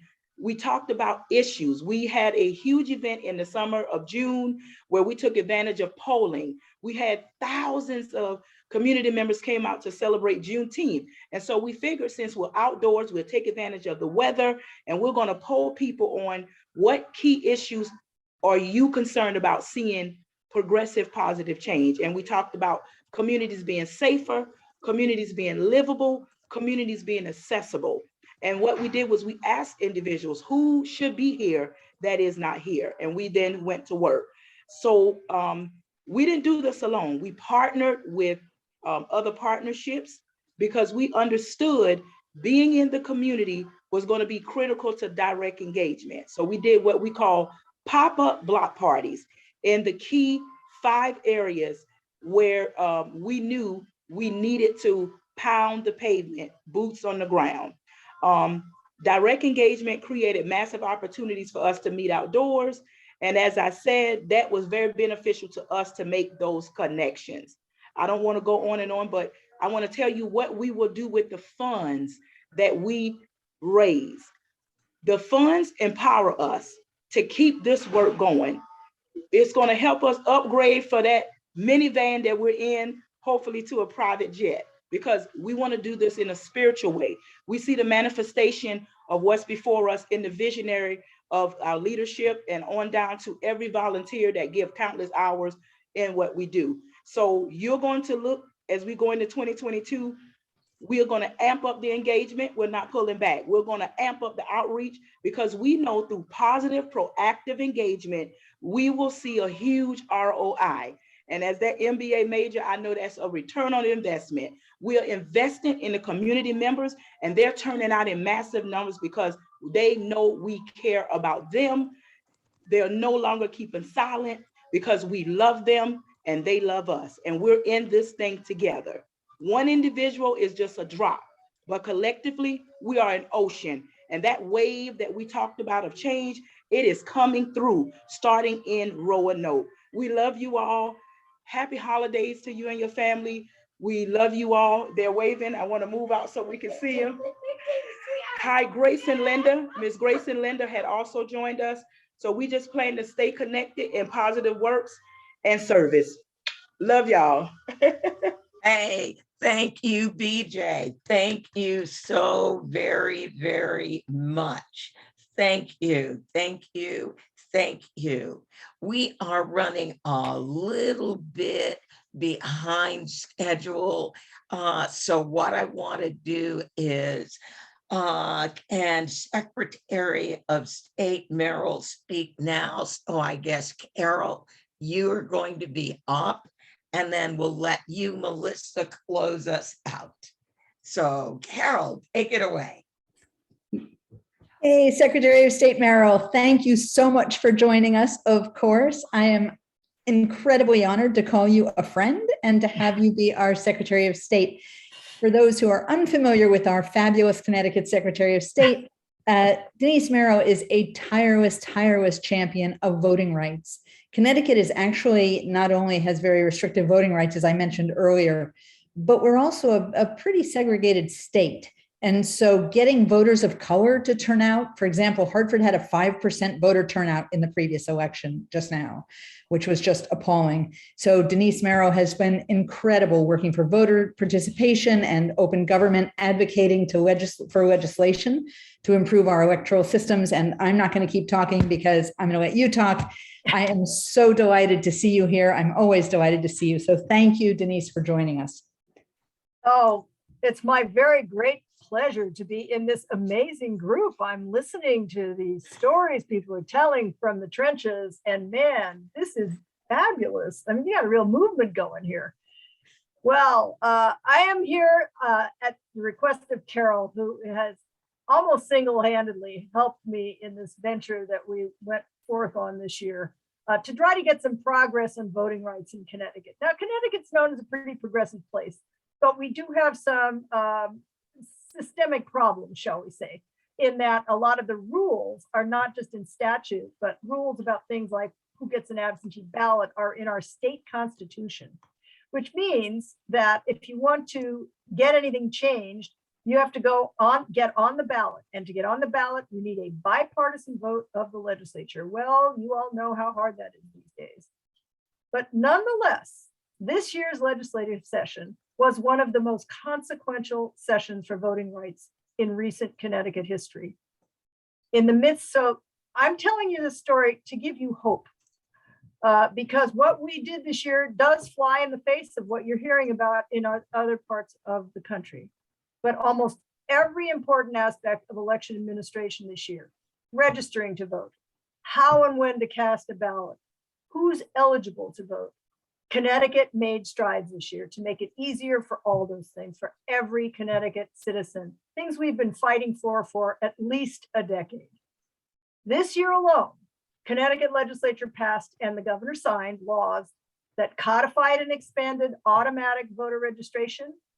It extended the right to vote to people on parole and probation, making the very popular and successful absentee ballot drop boxes permanent in Connecticut's elections. We eliminated prison gerrymandering. We extended the COVID voting changes over an entire year, including allowing every voter to vote by absentee ballot, which is extremely unusual in Connecticut. Usually only about 4% of people vote by absentee ballot. We had like 35 to 45% of people voting by absentee ballot. We did the most important thing from my perspective was we did get a measure on the ballot in 2022 that will allow Connecticut to join the 46 other states that have other days besides Tuesday as voting. Now, I don't have to tell this group how important that is, because there are many people that are not able to vote on Tuesday for all kinds of different reasons. And so it's probably taken us about 5 years to get to this point because we had to pass it through 2 legislatures and we had to have the vote of some Republicans. So I'd love to say that this was all my doing. Absolutely not. Absolutely not. In fact, the thing that made the difference this year were people like Carol. And that's why we gave her our NAS Medallion Award this year for her activism, which was truly, I guess the word is relentless. Carol was a relentless advocate for this measure and got to all those people that you think are so hard to get to and did it in such a great way and just had an army behind her. She rallied so many people to this cause. They were writing postcards, they were making phone calls, and we did it. We got a lot of Republican votes that I never thought we could get because their constituents were talking to them. And so it wasn't just the same old. I really didn't think it would happen this year, but I love having the opportunity to thank Carol publicly for this. But there is a message here that even in these terrible times, and these are terrible times for elections, I never thought I'd live to see the kinds of things that are being proposed today. I started with my activism in the 1970s, been around a long time. And I really thought the voting rights question was settled in 1965, finally. And it is not, and it is going the wrong way in a lot of places. We have to fight back. And we have to get people who feel left out to feel left in and invite them in. You know, I always talk about, I do a lot with trying to get civic engagement. We have a lot of programs that I run through my office, trying to get people in the communities involved in their government, understand how to access power, even at the local level. And, you know, it's been the most rewarding thing to see those folks finally kind of getting it and getting involved. And if we can't do that, we're sunk. And that's the key to the whole thing is getting people to feel invited in. And that's how they have to feel this is their government, that it is there for them, if only they take those reins and make it happen. So I'm glad I'm able to tell this positive story about Connecticut this year, and thank Carol and all the people who helped make it happen, because there's no way one person makes it happen. Thank you so very much. I feel so excited when Carol came to me and told me what you were trying to do in Connecticut. She said, well, you know, it's not a southern state. And it was like, yes, but it is voting rights. And let's see if we can help. So it was wonderful. And we are just so delighted that Carol came to us with that idea. Me too. Me too. I couldn't have done this without the support of Center for Common Ground, the tech work, the tech background, the setting up text banks, setting up phone banks, and being able to tap volunteers from all over the country to help when people said, well, Connecticut's a blue state, what's your problem? So the idea that Connecticut actually has the most restrictive voting rights in the country, 1 day, 14 hours, that's it. And people were just shocked. So I could not be more grateful to Denise. I could not be more grateful to Center for Common Ground for all the support. So thank you. And for me Thank too. you, Carol. Thank all of you for everything you're doing. It is terribly important. I don't think there's a more important issue today than voting rights. Because voting is our democracy. It's your only real voice, and we don't want to lose it. Thank you so very much. Thank you for having me, and keep up the great work. We will. And now, Frank, would you be good enough to introduce Melissa? Absolutely. Our rural mini democracy centers.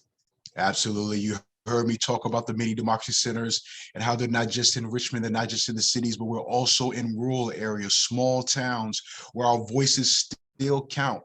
And when Melissa came to me and said, hey, I want to do a democracy center in Southside, Virginia, I said, yes, let's do it. So she did some amazing work in 2021. I'm going to let her share that with you and all of the other counties that she was able to impact through the mini democracy center that she established in Mecklenburg. So without further ado, Melissa Hartman, take it away with Southside, VA. Next slide, Gabe. Okay, thank you so much, Frank, for the introduction. And what a tough act to follow, some of these folks here tonight. But this has been so exciting, and especially to hear from some of the young folks here. Nyla talking about learning the importance of each person's vote. Sanaya about planting the seeds of inspiration. Those are just inspiring to me. So thank you, young folks and all, for helping to inspire. Here in Southside, Virginia, we have some special challenges because we're comprised of multiple counties that cover a large swath of predominantly rural areas. We cover a lot of land, but we also tend to have a lot lower population density, which makes it very difficult to do a lot of the outreach that we need to do to really energize and get correct information to voters when your next neighbor might be several acres away. So some of our areas and counties are still struggling, are economically disadvantaged and depressed, and are struggling to meet some of their basic needs. There's food insecurity that's still high. In my part of the county alone, we had over a 35% increase just this past 2 years during the pandemic, and folks that are signing up for food pantry assistance. Our youth are telling us that they feel very disengaged from the process, and they don't feel that their voices are being heard or their concerns being addressed.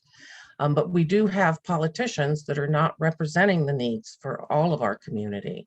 And our citizens here and across all of Southside Virginia and the state of Virginia and beyond really need to help understand how to get their voices heard, why their right to vote is so critical to being heard, and also to ensure that they know how that they can safely and securely exercise their right to vote. Our Southside Mini Virginia Democracy Center aims to help ensure that all of the voices in our community can be heard and can be listened to.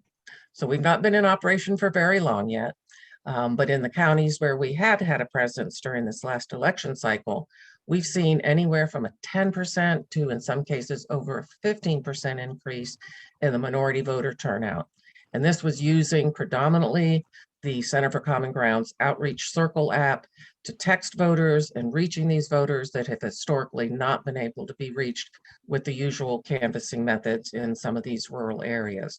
So that technology was key, and we're planning on building on that and really doing even more great work going forward.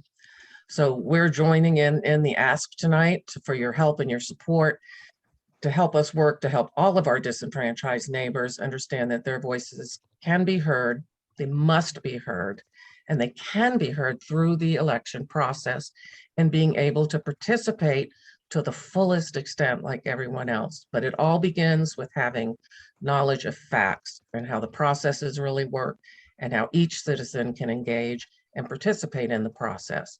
That's where the democracy centers come in, to ensure everyone knows that they have the right to safely participate in the voting process and that it can and should be truly inclusive of everyone's voice, whether that's through expanded early voting options, restoration of voting rights, accessibility and transportation to polling places in areas like ours that don't even have access to public transportation.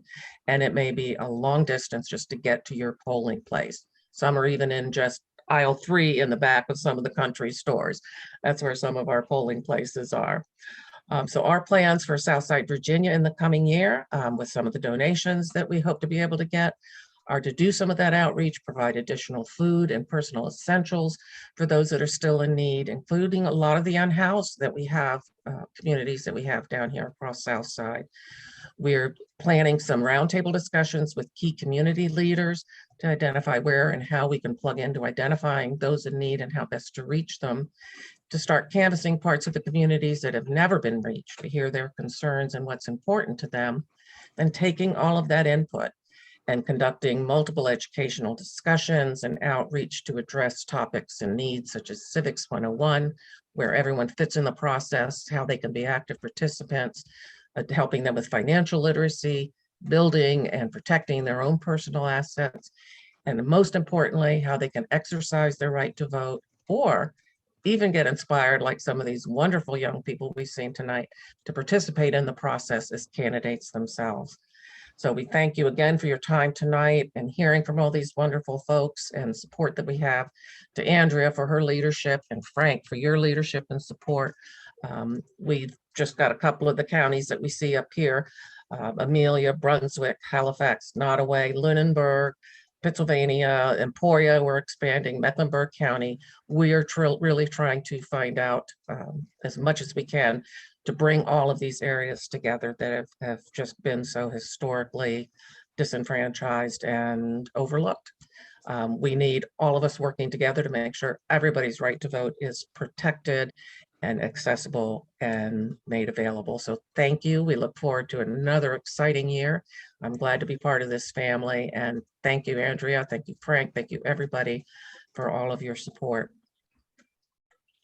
Thank you, Melissa. When Frank first approached me and said you were interested in setting up a mini democracy center and doing outreach to those Southern Virginia counties, I was so delighted, because even for us, Normally, we did no work in those counties because we had no contacts on the ground.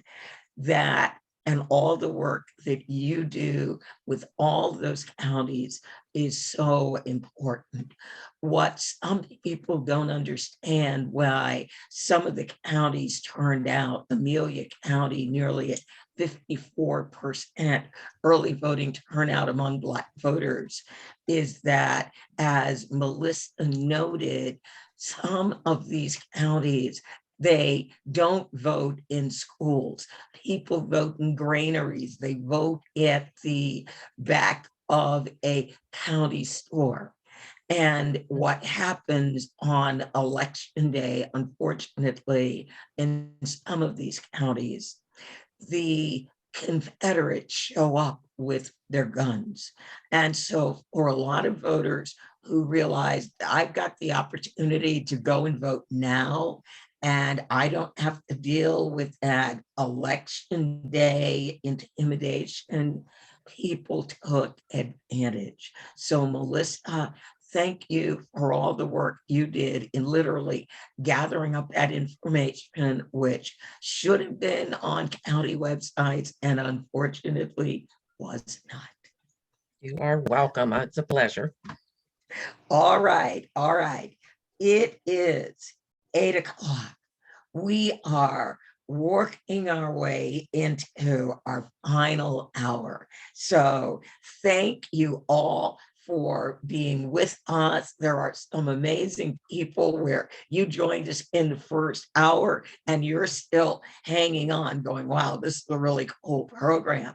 I am loving meeting my fellow Democracy Center leaders and the movie stars and the other folks. This isn't bad either. So we're just having a really good time. Now, let's talk a little bit about the future. 2022 will be simply a few weeks away when we begin not only another year, but a federal election year, where the entire House of Representatives in many states, there's going to be the governor and their state houses and municipal elections. And unfortunately, these are frequently states where we just don't have people who turn out for these non-presidential year elections. We just don't. So I am not seeing anything on my screen. So I am guessing that it is my very bad internet connection. There we go. It's running very slowly, but it's back. All right, now, next slide. And we talked about what we're going to be doing in 2022. We are going to roll out some new training programs. We'll be doing volunteer recruitment. Anthony got us started on our Civics 101 training.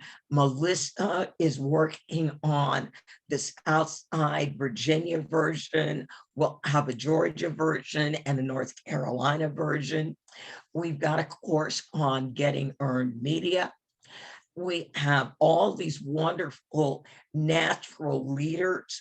We are going to work with them on leadership development, and we are going to help them hone their skills.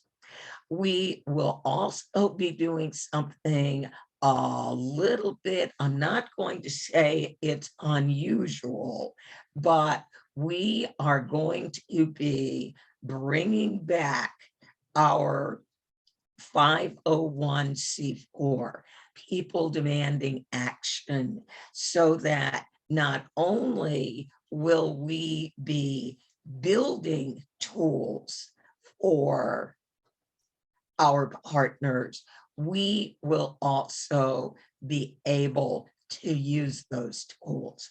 what I'm going to do is, all right, Gabe, this meet is at work.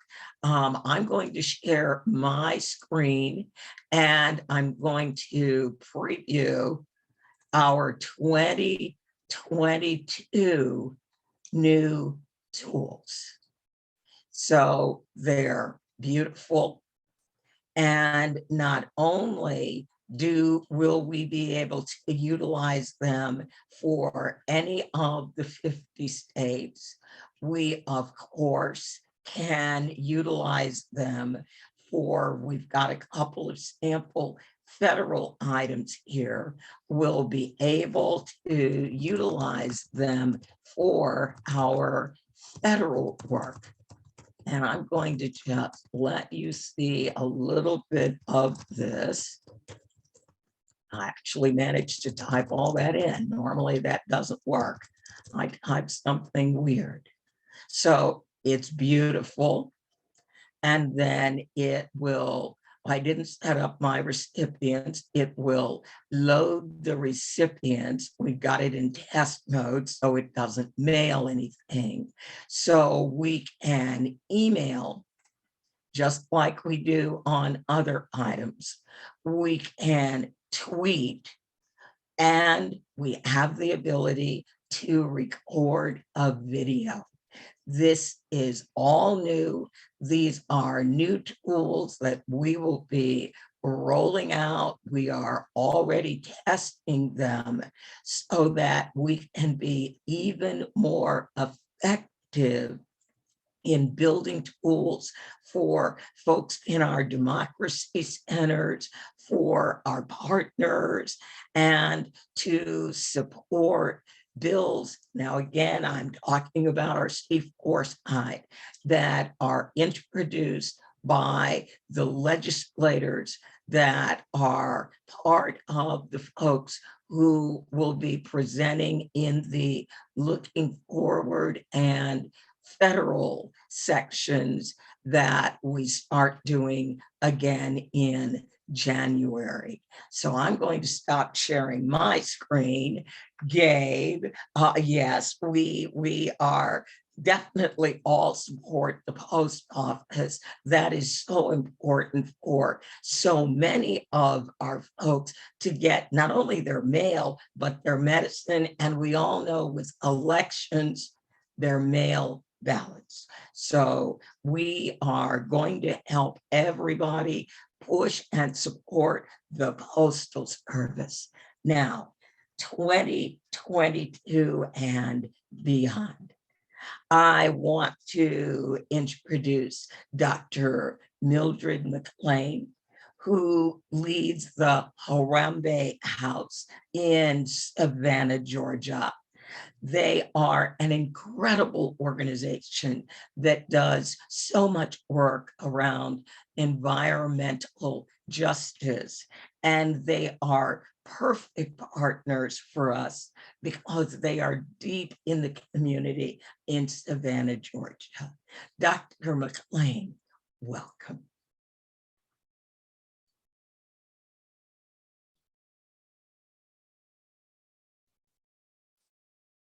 Sorry, y'all, my computer is being weird and is not letting me spotlight. Let's see. Is that right?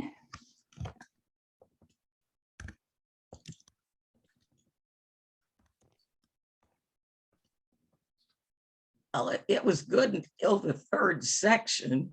Yeah, is this? Okay, let me get you on to 1 Yeah, the sorry, y'all. We're almost there. Yeah. Okay. Okay, yes. Speak now, but I still can't. Thank you, I appreciate that. And thank you for that introduction, Andrea. Dr. Mclean is traveling and cannot be here with us this evening. She sends her regrets and best wishes. I am Daoud Chewbacca, Associate Director of the Harambe House, and I'm pleased to speak briefly on how excited we are to work with the Center for Common Ground to stand up our Democracy Center. Harambe House sees voter registration and civics education as key aspects of our responsibility as citizens within a democratic society. For African Americans, it is vital to our rights and our freedom that we exercise our right to vote. Over the decades and centuries, even before the founding of this country, we have fought to achieve and maintain and have our legitimate place as full-fledged citizens in this nation. And voting in elections at every level is recognized as one of our most effective tools to achieve that end. And especially this year, with the January 6th insurrection, and with the right-wing attempts to restrict voting access and voting options across the country, it is imperative that everyone is encouraged and motivated to vote, educated on the issues relevant to their lives and well-being, and is registered to vote. We see our Democracy Center as the vehicle to achieve those goals. That is why Dr. Mclean has named our Democracy Center the Fannie Lou Hamer Democracy Center. Fannie Lou Hamer, a civil rights and voting rights champion, advocate, and activist from Montgomery County, Mississippi, struggled against racism, death threats, arrests, and beatings by police to educate, motivate, inspire, and register people to vote. We will follow her example and educate, motivate, inspire, and register people to vote and get people voting in every election cycle.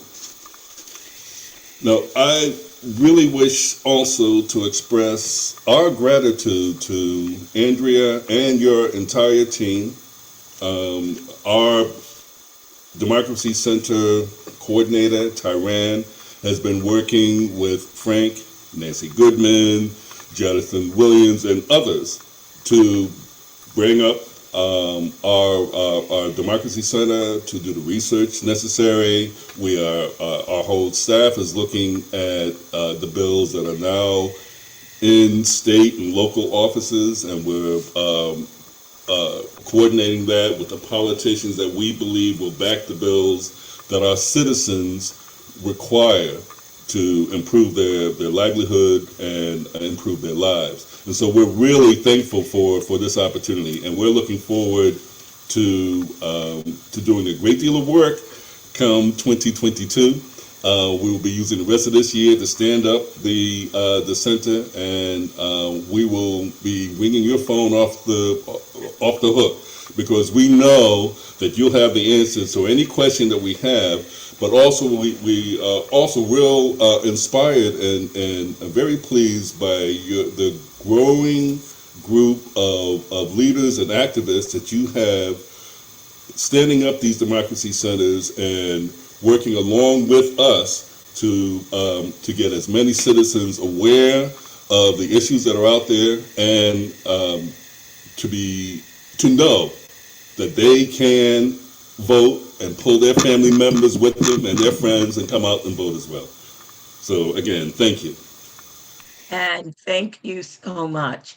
And one of the other things that we are using our advocacy tools for is when democracy centers identify this is something that would really benefit our communities, using our tools to build something so that you can share that information with the community and they can put their name on it and say, hey, Mr. Elected, Mr. Ms. Elected official, this is important to me and I'm following this. So adding our voice not only with our vote, but adding our voice after the vote and being able to say, you won the office.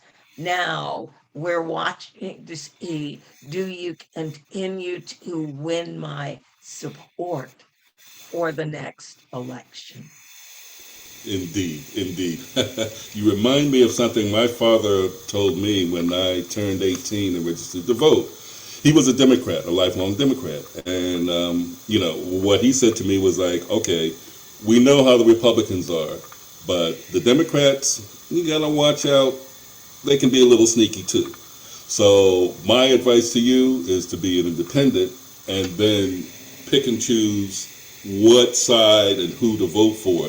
And I took his advice very seriously, lifelong independent, and he's proven that out. So what you say is absolutely true. It's not only researching the information, researching the politicians, and voting, but then we've got to stay on their backs and make sure that they follow through on what they promise.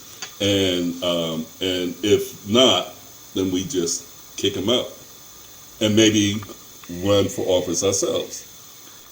And therein lies a plan. As people vote their power and learn their power and learn that once those people are in office, we still have the power to watch them. How are they behaving based on our demands? And we evaluate their performance. Who gets a job where there is no performance evaluation ever? Right. Nobody. No one. And as we learn how powerful our vote is, we will learn that we watch those that get elected and make sure whatever it is that they are doing is in support of what we, the people, first 3 words of the Constitution, we the people, is what we want and what we need. Thank you. Thank you. All right. Oh, I am feeling excited. So now let's bring up another young person. So Mr. Ian Gates, I hope you are ready to come and speak with us. You are a resident of the great state of Georgia. And talk to us about your Students for Justice experience. Unmute. All right. Hey, I just wanted to come on here and talk really quickly. I'm speaking to you currently from the campus of George Mason University. And a lot of times young people in politics get a bad rep for being apathetic. But let me tell you, our generation is very active. I've seen firsthand how student action can make an impact, from petitions about grading during the pandemic to marches and rallies for the dining and sanitation workers. We know how to get it done. And even just a few miles up the river, the students at Howard University organized for better housing conditions and gained national attention with the hashtag Blackburn Takeover movement. And they succeeded after over a month of marching and campouts in the cold. We also saw the same energy in 2020. When record numbers of young people turned out to vote Trump out of office. And then I also saw this energy firsthand when, through the Students for Justice internship, I helped register voters on my own campus. It really only takes one conversation to change everything. And I only heard one person tell me no, that they didn't want to register. Everybody else said yes. And I saw the same energy in my home state of Georgia. Stacey Abrams, Latasha Brown, Raphael Warnock, John Ossoff, Lucy McBath. All these people brought young people to the polls in crazy numbers in 2018, 2020, and the 2021 runoffs. And next year, Students for Justice will be focusing on Florida, North Carolina, and Georgia, 3 states where crucial Senate races will be happening. So my thesis here is young people matter. We are the most diverse and progressive generation in American history. And we have concerns: gun control, climate change, affordable housing, racial equity, and education are just some of what we care about. And we need to be heard, taken seriously, and invited to the table. We're tired of being looked down upon, and we are ready to lead. We are the future of American politics, and our electoral influence will only continue to grow. Generation Z is rising. 4 million people will be turning 18 this year and 4 million more next year. That's 8 million people who didn't vote in 2020, who will be voting in 2022.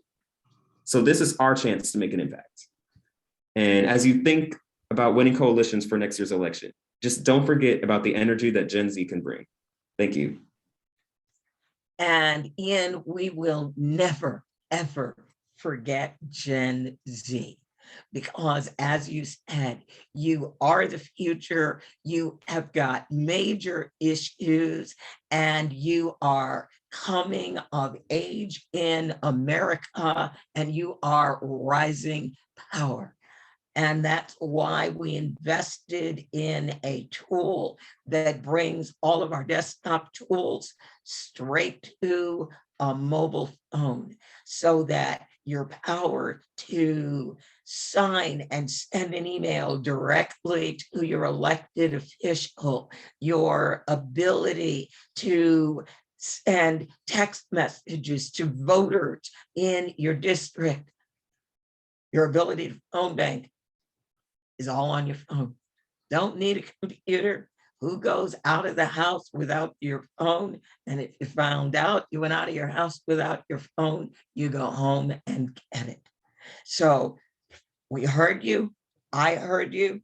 Put it on the phone so that you have it at your fingertips. So thank you for all the work you did. And I know all the work you will do. Wow.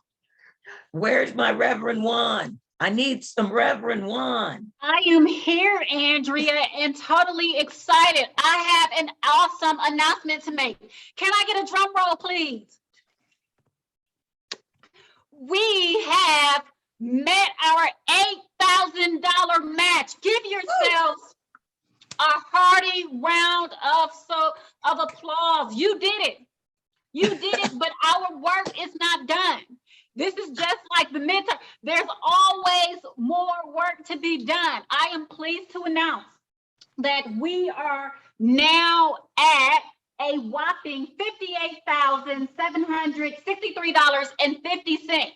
So I am setting the bar even higher. We can get to 60,000 tonight. Andrew, you think we can get to 60,000 tonight? If we have done this, we can do anything. We are amazing people. I want to thank you all sincerely from the bottom of my heart. Every dollar that we raise at this gala tonight will go to work in communities, deep relationship organizing in communities, for voting rights, for food insecurity, for housing insecurity, for environmental justice, for social justice, for the issues that make democracy important. So we're going to make one last pitch. We're calling on everybody to give your best. You know what that is for you. There's someone listening to me right now. For the entire call, you've vacillated, you've wondered. Well, this is your time. The holidays are quickly approaching. This is your time to make an end of year contribution for an issue that is so very important, not just to the local residents, but it has input and impact that is far reaching, and not just for today, but for generations to come. So I'm going to ask one last time to that individual who perhaps has $5 extra in the bank account, to the young person on here who's going to get that card with $25, to the husband or partner on the line who's going to get that bonus. Please consider before in this last 36 minutes, helping us to exceed our goal by reaching 60,000. The Centers for Democracy are counting on you.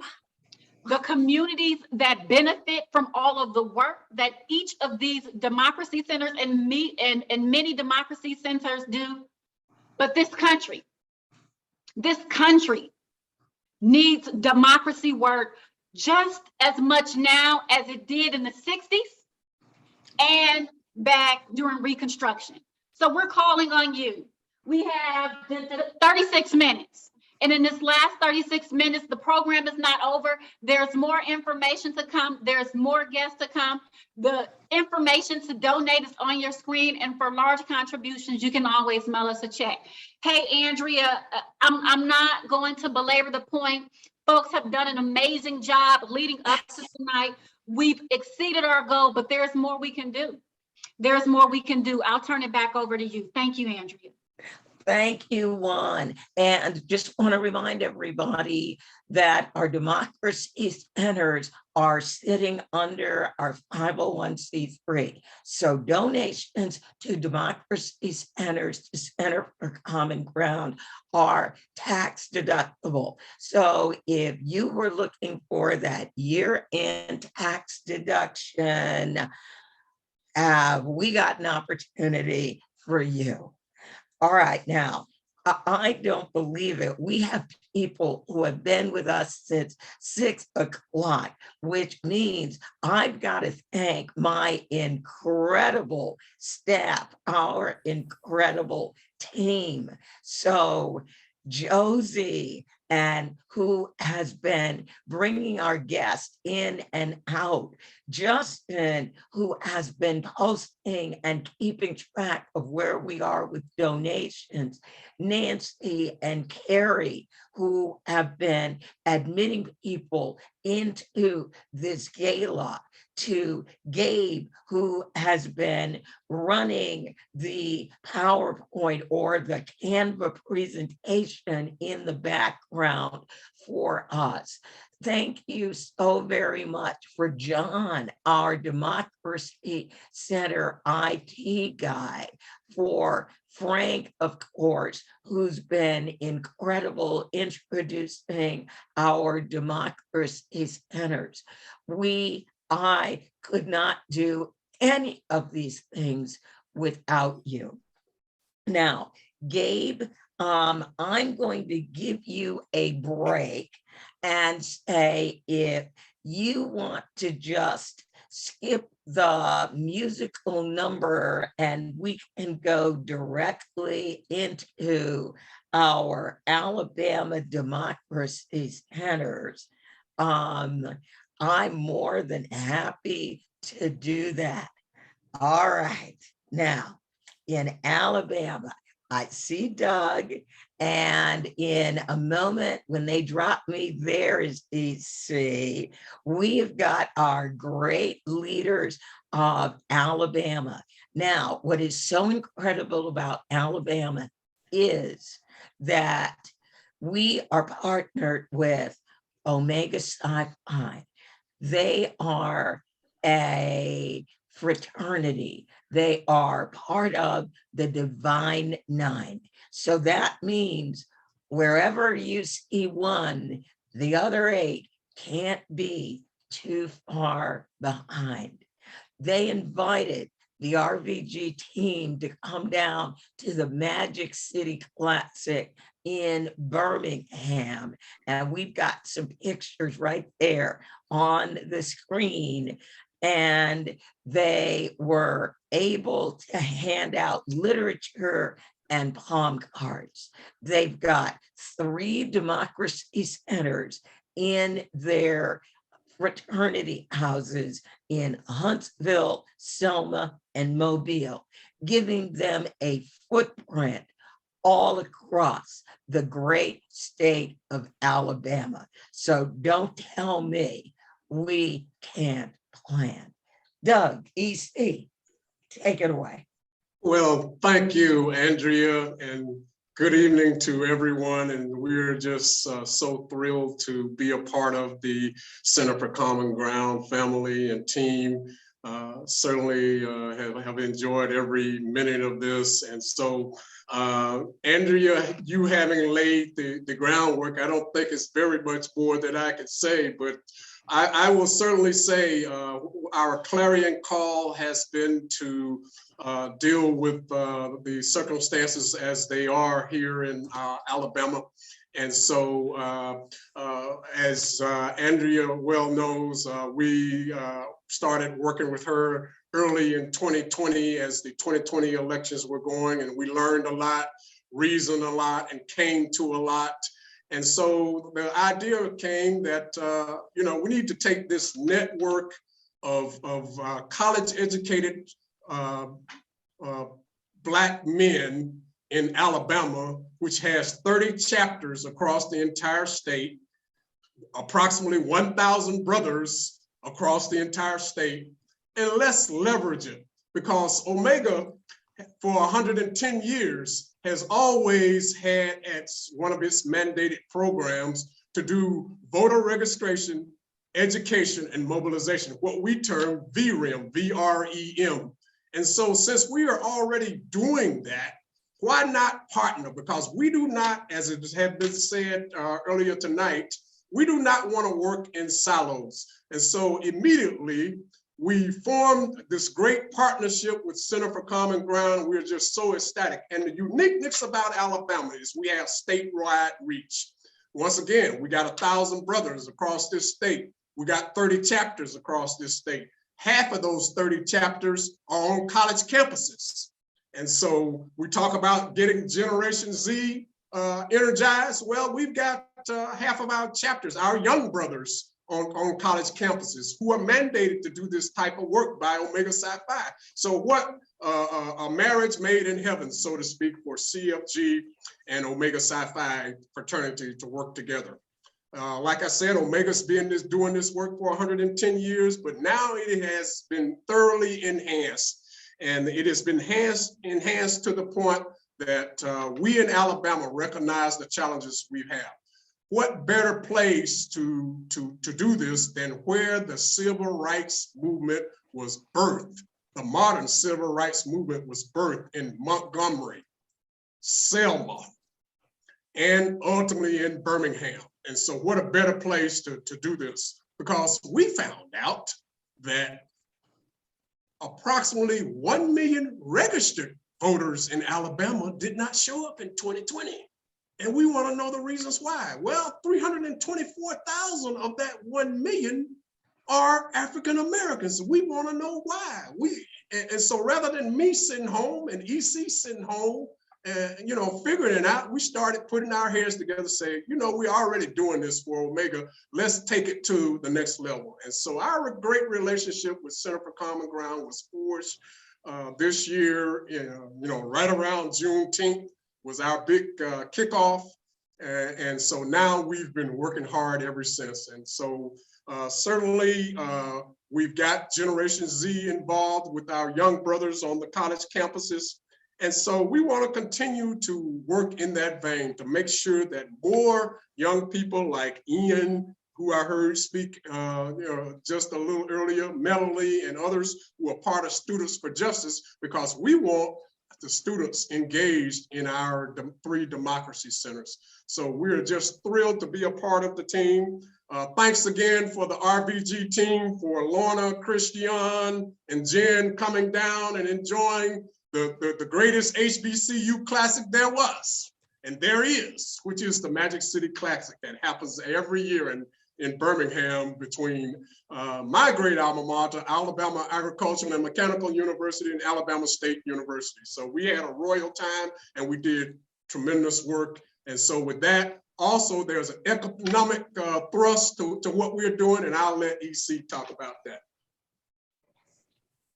Thank you, Doug. And thank you to the Center for Common Ground for all that they do to contribute to everything that has allowed us to be a great part of this group. We opened in Huntsville by introducing the Democracy Center to our community with a group that is composed of 7 states across the southern region. It's considered the Economic Roundtable, and its leader, its director is Mr. Michael T. Hill. And out of that organization, we were able to hold a forum in early August that allowed us to engage our community in not only what we were going to be doing in the Democracy Center, but how important economics played in these helping individuals decide how they wanted to participate in civic engagement. Because we know through some of our early work that we got a question that has lingered through our whole entire process. And that was from a Gen X a Gen Z young individual who asked us, why should I vote? What's in it for me? That stuck with us. And from that point on, we knew that what we had to concentrate on is civic education and literacy, which leads to civic engagement.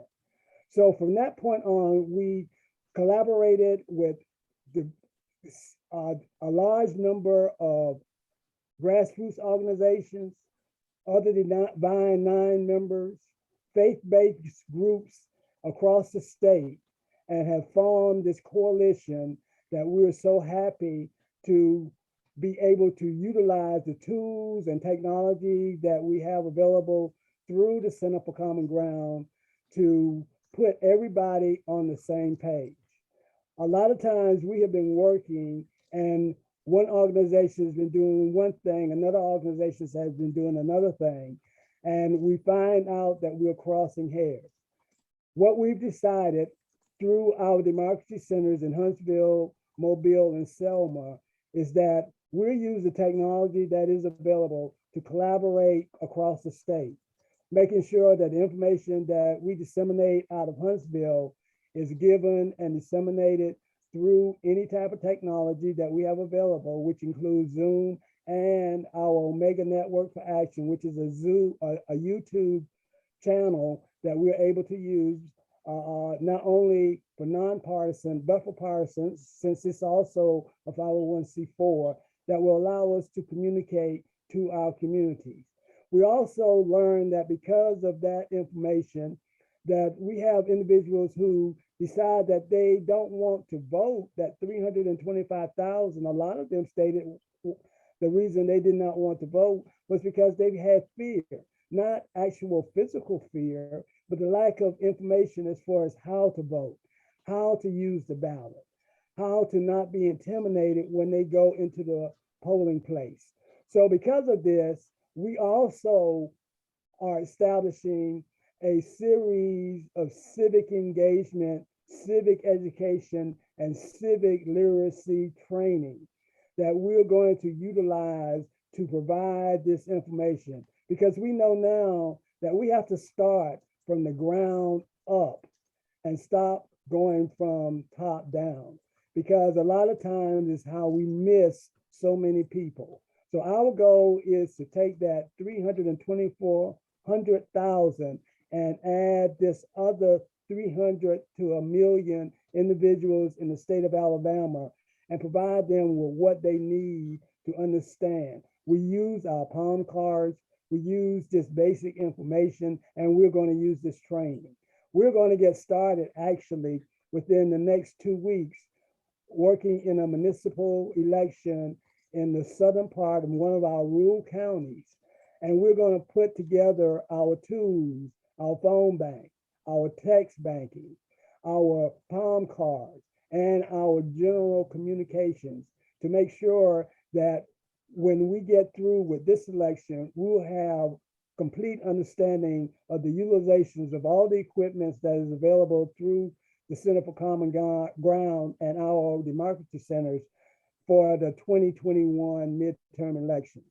So we're so thankful to all of you because we know that we cannot do any of this other than with the contributions that you've made, not just for the democracy within your communities, but the democracies throughout this nation. Because without what we're all doing collectively, we will have no democracy. So thank you very much, Andrea, for allowing us an opportunity to tell you about what we're doing in Alabama. We're so excited about where we are, and we are much more excited about where we're going. We're very happy to be a part, and we're looking forward to continued use of the tools that you provided us, and that will allow us to go forward. So thank you very much. Doug, EC, it is always a pleasure. I get so excited whenever you join us and you talk about what's happening in Alabama. So we won Alabama in 2017. Let's start getting people aware of their power and let's educate, agitate, aggravate if we have to, advocate, and then vote our power. Thank you, gentlemen. Thank you so very, very much. Whoa. All right. We just got a note about a large donation. Thank you. I think that will just about put us at our $60,000. So thank you, thank you, thank you. I want to bring up our next guest. They are our newest Democracy Center, and they're going to be kind of somewhere between mini Democracy Center. They're going to be fleet and mobile. They're out there in Cobb County, but they're kind of sort of going to be sitting at Kennesaw State University as well. So I want to introduce Dr. Ben Williams and Monica Willis Brown, PhD. So welcome, Cobb County, Georgia. Thank you so much, Andrea, and we cannot wait to get started as our virtual launch will begin in January. Yes, we are so excited. My name is Monica Wills Brown, and I am the organizer for the Cobb County Democracy Center. We will primarily work in a virtual space, which gives us a little flexibility and latitude to reach across this digital divide. One thing that we do know with our communities, we know that there is a digital divide in the Black community, and we want to be able to mitigate that by utilizing and raising civic literacy so that we can help those intergenerational groups acquire the personal agency to effectively engage in the policy advocacy arena. We are social justice policy research practitioners, and this is what we do. And so utilizing this opportunity for us to move in this space, we plan to accomplish our work by utilizing virtual informances, town halls, focus groups, collaborative ideation and projects, research, and again, like I indicated, policy advocacy. Our goal is to move from a single finger on a hand to a solid fist. And so, and to meet people where they are. We are in a solid economic standing, but we really want to ensure that we are able to reach everyone across this space that we are in. Through the convenience and breadth of our focus is raising civic literacy to help members in our community. And so I think my partner, Dr. Ben Williams, will be able to expound a little bit more on that. But as we move forward, one thing that we do want to say is that on our January the 15th during the King holiday, because the Cobb County Democracy Center is connected to the Cobb County Southern Christian Leadership Conference, we will begin our launches. So just as I indicated with the virtual informances, we'll be just having discussions around various policies, whether it be the American Rescue Plan Act or Build Back Better. We want to be able to engage increase our acumen for engagement and do it in a way that's fun but informative. Dr. Williams. Thank you so much, Dr. Brown. And those of you who are viewing this special event tonight, I certainly want to applaud each and every one of you. Andrea, big hand clap for your leadership and for the board with which you work so closely. We are absolutely elated. We're excited. As Monica indicated, we will be launching during this year's King holiday weekend. We will use what we have learned over time. That is community collaboration as a way of launching our program. We want to start out as we want to end up.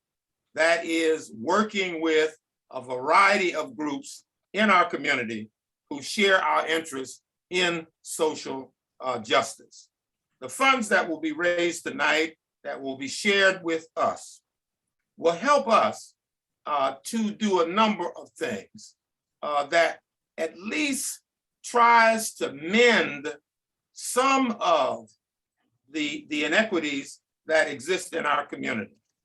Food insecurity is heavy in Cobb County. Despite what the demographics may suggest to those who read them without a complete context, there are a number of people in Cobb who are hurting. One of the real large pieces of pain is the low level of civic literacy, which will be our focus, to work with our community to raise the level of civic literacy, leading to helping them to know what they need to know and to help to train them to effectively engage the policy arena. So thank you all so much. Thank you all so much. And we are extremely pleased to be one of the contributors to tonight's fundraising. And our contribution of $1,000, we are hopeful will help to build the treasure so that this important work can be done. So once again, thank you so much. Thank you so much, Dr. Ben Williams and Monica Willis Brown, PhD. And what we wanted to do is, Monica Brown was talking about their virtual launch in January, and here are their scheduled events. So on January 15th, they're going to have a speak out, The Perils of Racism and Anti-Semitism in Communities and Schools. On Sunday, Voting Rights, Celebration of the Life and Work of Dr. Martin Luther King Jr. And then on Monday, the Economic Roundtable, the impact of current legislation to advance racial equity. And people are going in chat, and are any of these going to be virtual? Because people are going, we want to go to these.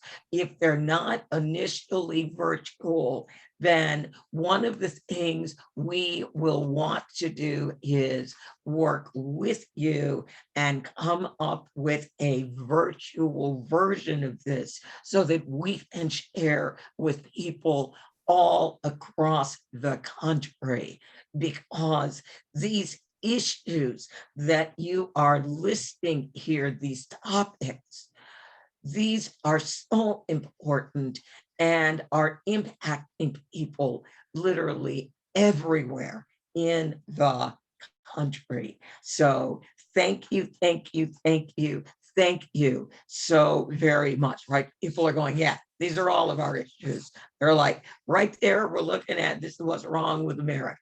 But again, they've got the Economic Roundtable, the impact of current legislation to advance racial equity. Yes. All right. Now, our next guest is a very, very, very dear friend of mine. We have worked together in Georgia. He is chair of the Atlanta NAACP Political Action. And we met last year, literally, and had an incredible opportunity to work together on the Georgia primary, on the Georgia general, on the Georgia runoff. And then the legislature went into session, and boy, then we really had to get to work. So without further ado, I would love to introduce Mr. Ray McClendon.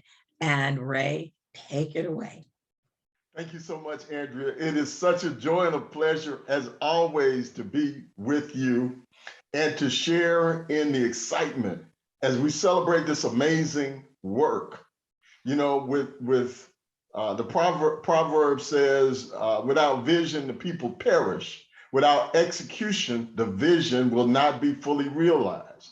And so what we have tonight is the opportunity to celebrate the great vision of Center for Common Ground and the way that this vision can be executed through democracy centers. You know, we had the great opportunity to meet Andrea and begin to work at the NAACP in Atlanta with the Center for Common Ground as we were beginning to do a lot of the things that many of you have already talked about tonight. I hear my Code 1911 brothers from Alabama talking about what happened. I happen to be a Kappa. So I know what you're talking about across the state of Alabama and how it has made a difference to collaborate. And we were doing that with the D9 members here in Georgia. Reverend Dr. Ben Williams has been a part of that we worked together on. And what we found was that there was a desire to want to come together, to get out of our silos, put our egos to the side and really make a difference where we could be much more efficient and much more effective together than we could ever be apart. And that process started in mass in 2020, but we were still missing some elements of that. And boy, did that change when we met Andrea and Center for Common Ground. Because the beauty of CCG and what she's doing with these democracy centers is, the way I like to put it is, she takes relational organizing and establishing those levels of relationships from the bottom up and not the top down, with the premier technology platform for civic engagement in the country. And that puts our efforts on steroids. See, a lot of us don't understand all of that. We don't have time to do it.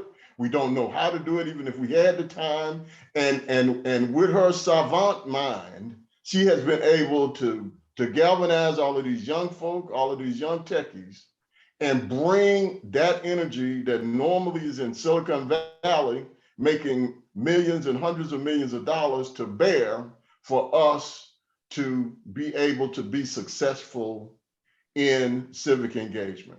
So we applaud what she has been able to do and how she has mobilized us in ways that have gone beyond what many of us dreamed was possible.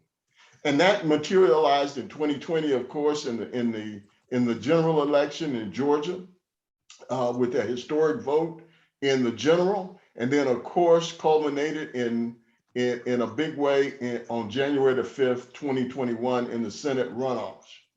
But that was just the beginning. We continue to innovate and elevate the momentum that occurred throughout that process and went into the municipal elections in this past November.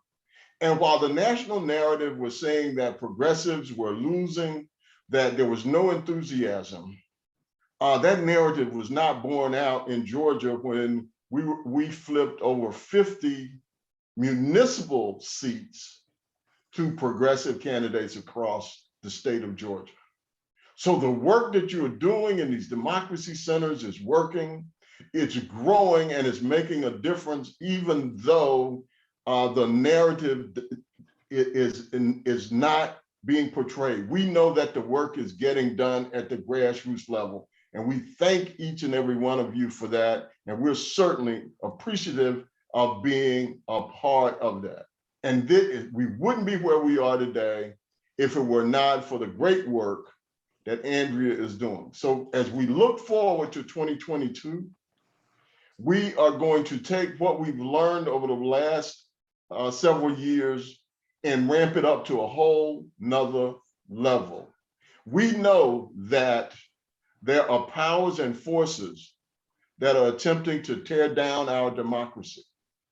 and these democracy centers and the work that we will be doing through them and around them and the philosophy of them across multiple organizations will be the way that we can defeat those anarchists, those insurrectionists, and those who would take over. Right now in Georgia, there's a move afoot to dismantle local boards of election, to stack the deck in school board races, in a whole number of areas, to make a difference to where what Trump tried to do with the Secretary of State in Georgia in 2020, he wants to be able to do by not having to go with one person, but have all of these local election boards in his back pocket. That means that things like democracy centers will be even more important, because we will need to do battle on the ground in local jurisdictions, county by county. So this is a winning strategy. It's a necessary strategy. It's a strategy not just for us to vote our power, but to truly defend democracy as we know it in the United States of America. So we're here, we're excited. We continue to celebrate the work, but we're more excited about what we will be able to do together in the future. The future is ours through all of these great young people that are coming on board, and we're just glad to be able to do some of the lifting along with all of you wonderful people. Thank you. Thank you, Ray. That was wonderful. It was inspiring. Now, Barbara Lee is not going to be able to join us. We will therefore be able to end on time. So I'm going to add one last thought, that our states in 2020, we will take the Georgia way. We're coming back to Georgia with it. We will take it to Florida. We will take it to Texas, to North Carolina, to Alabama, to South Carolina.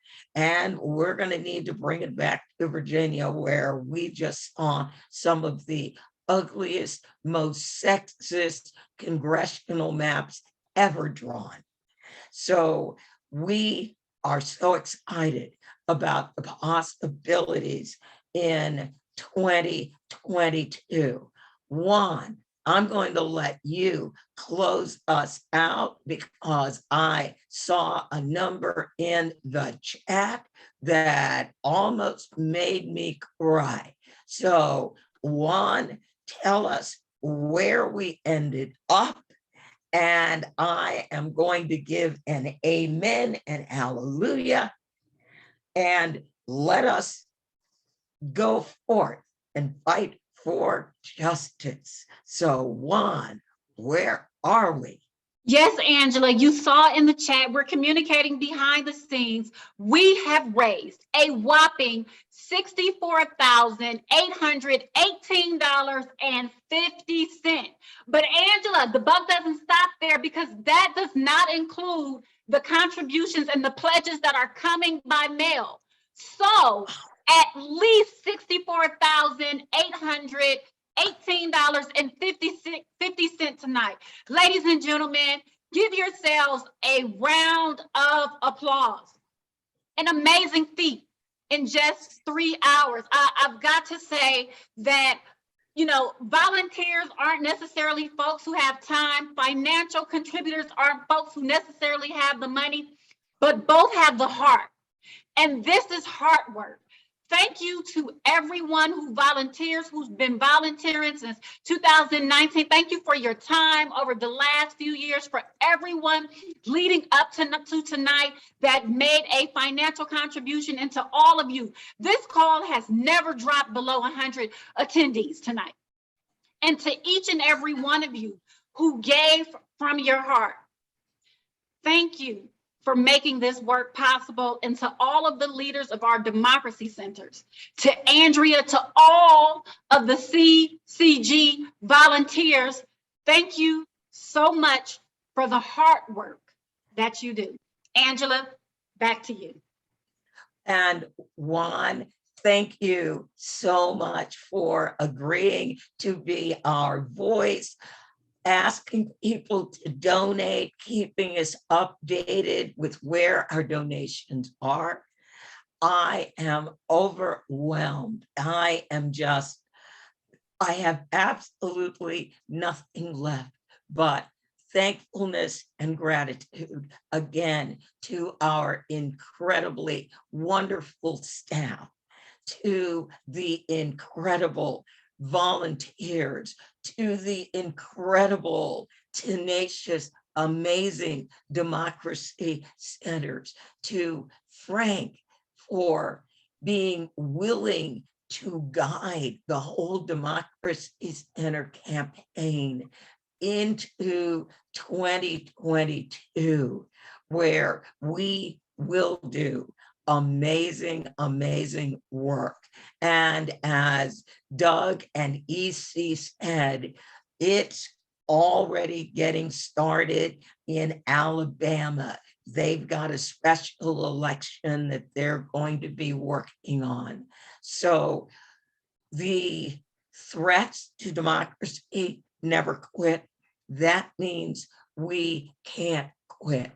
To partners, specifically Ray at the NAACP, thank you so very much for joining us, working with us, for coming up with issues and working with us on designing campaigns that we can take to voters. Our voters will become the power voters that they really should be, but they don't know their power yet. They will learn the issues. We will teach them civics.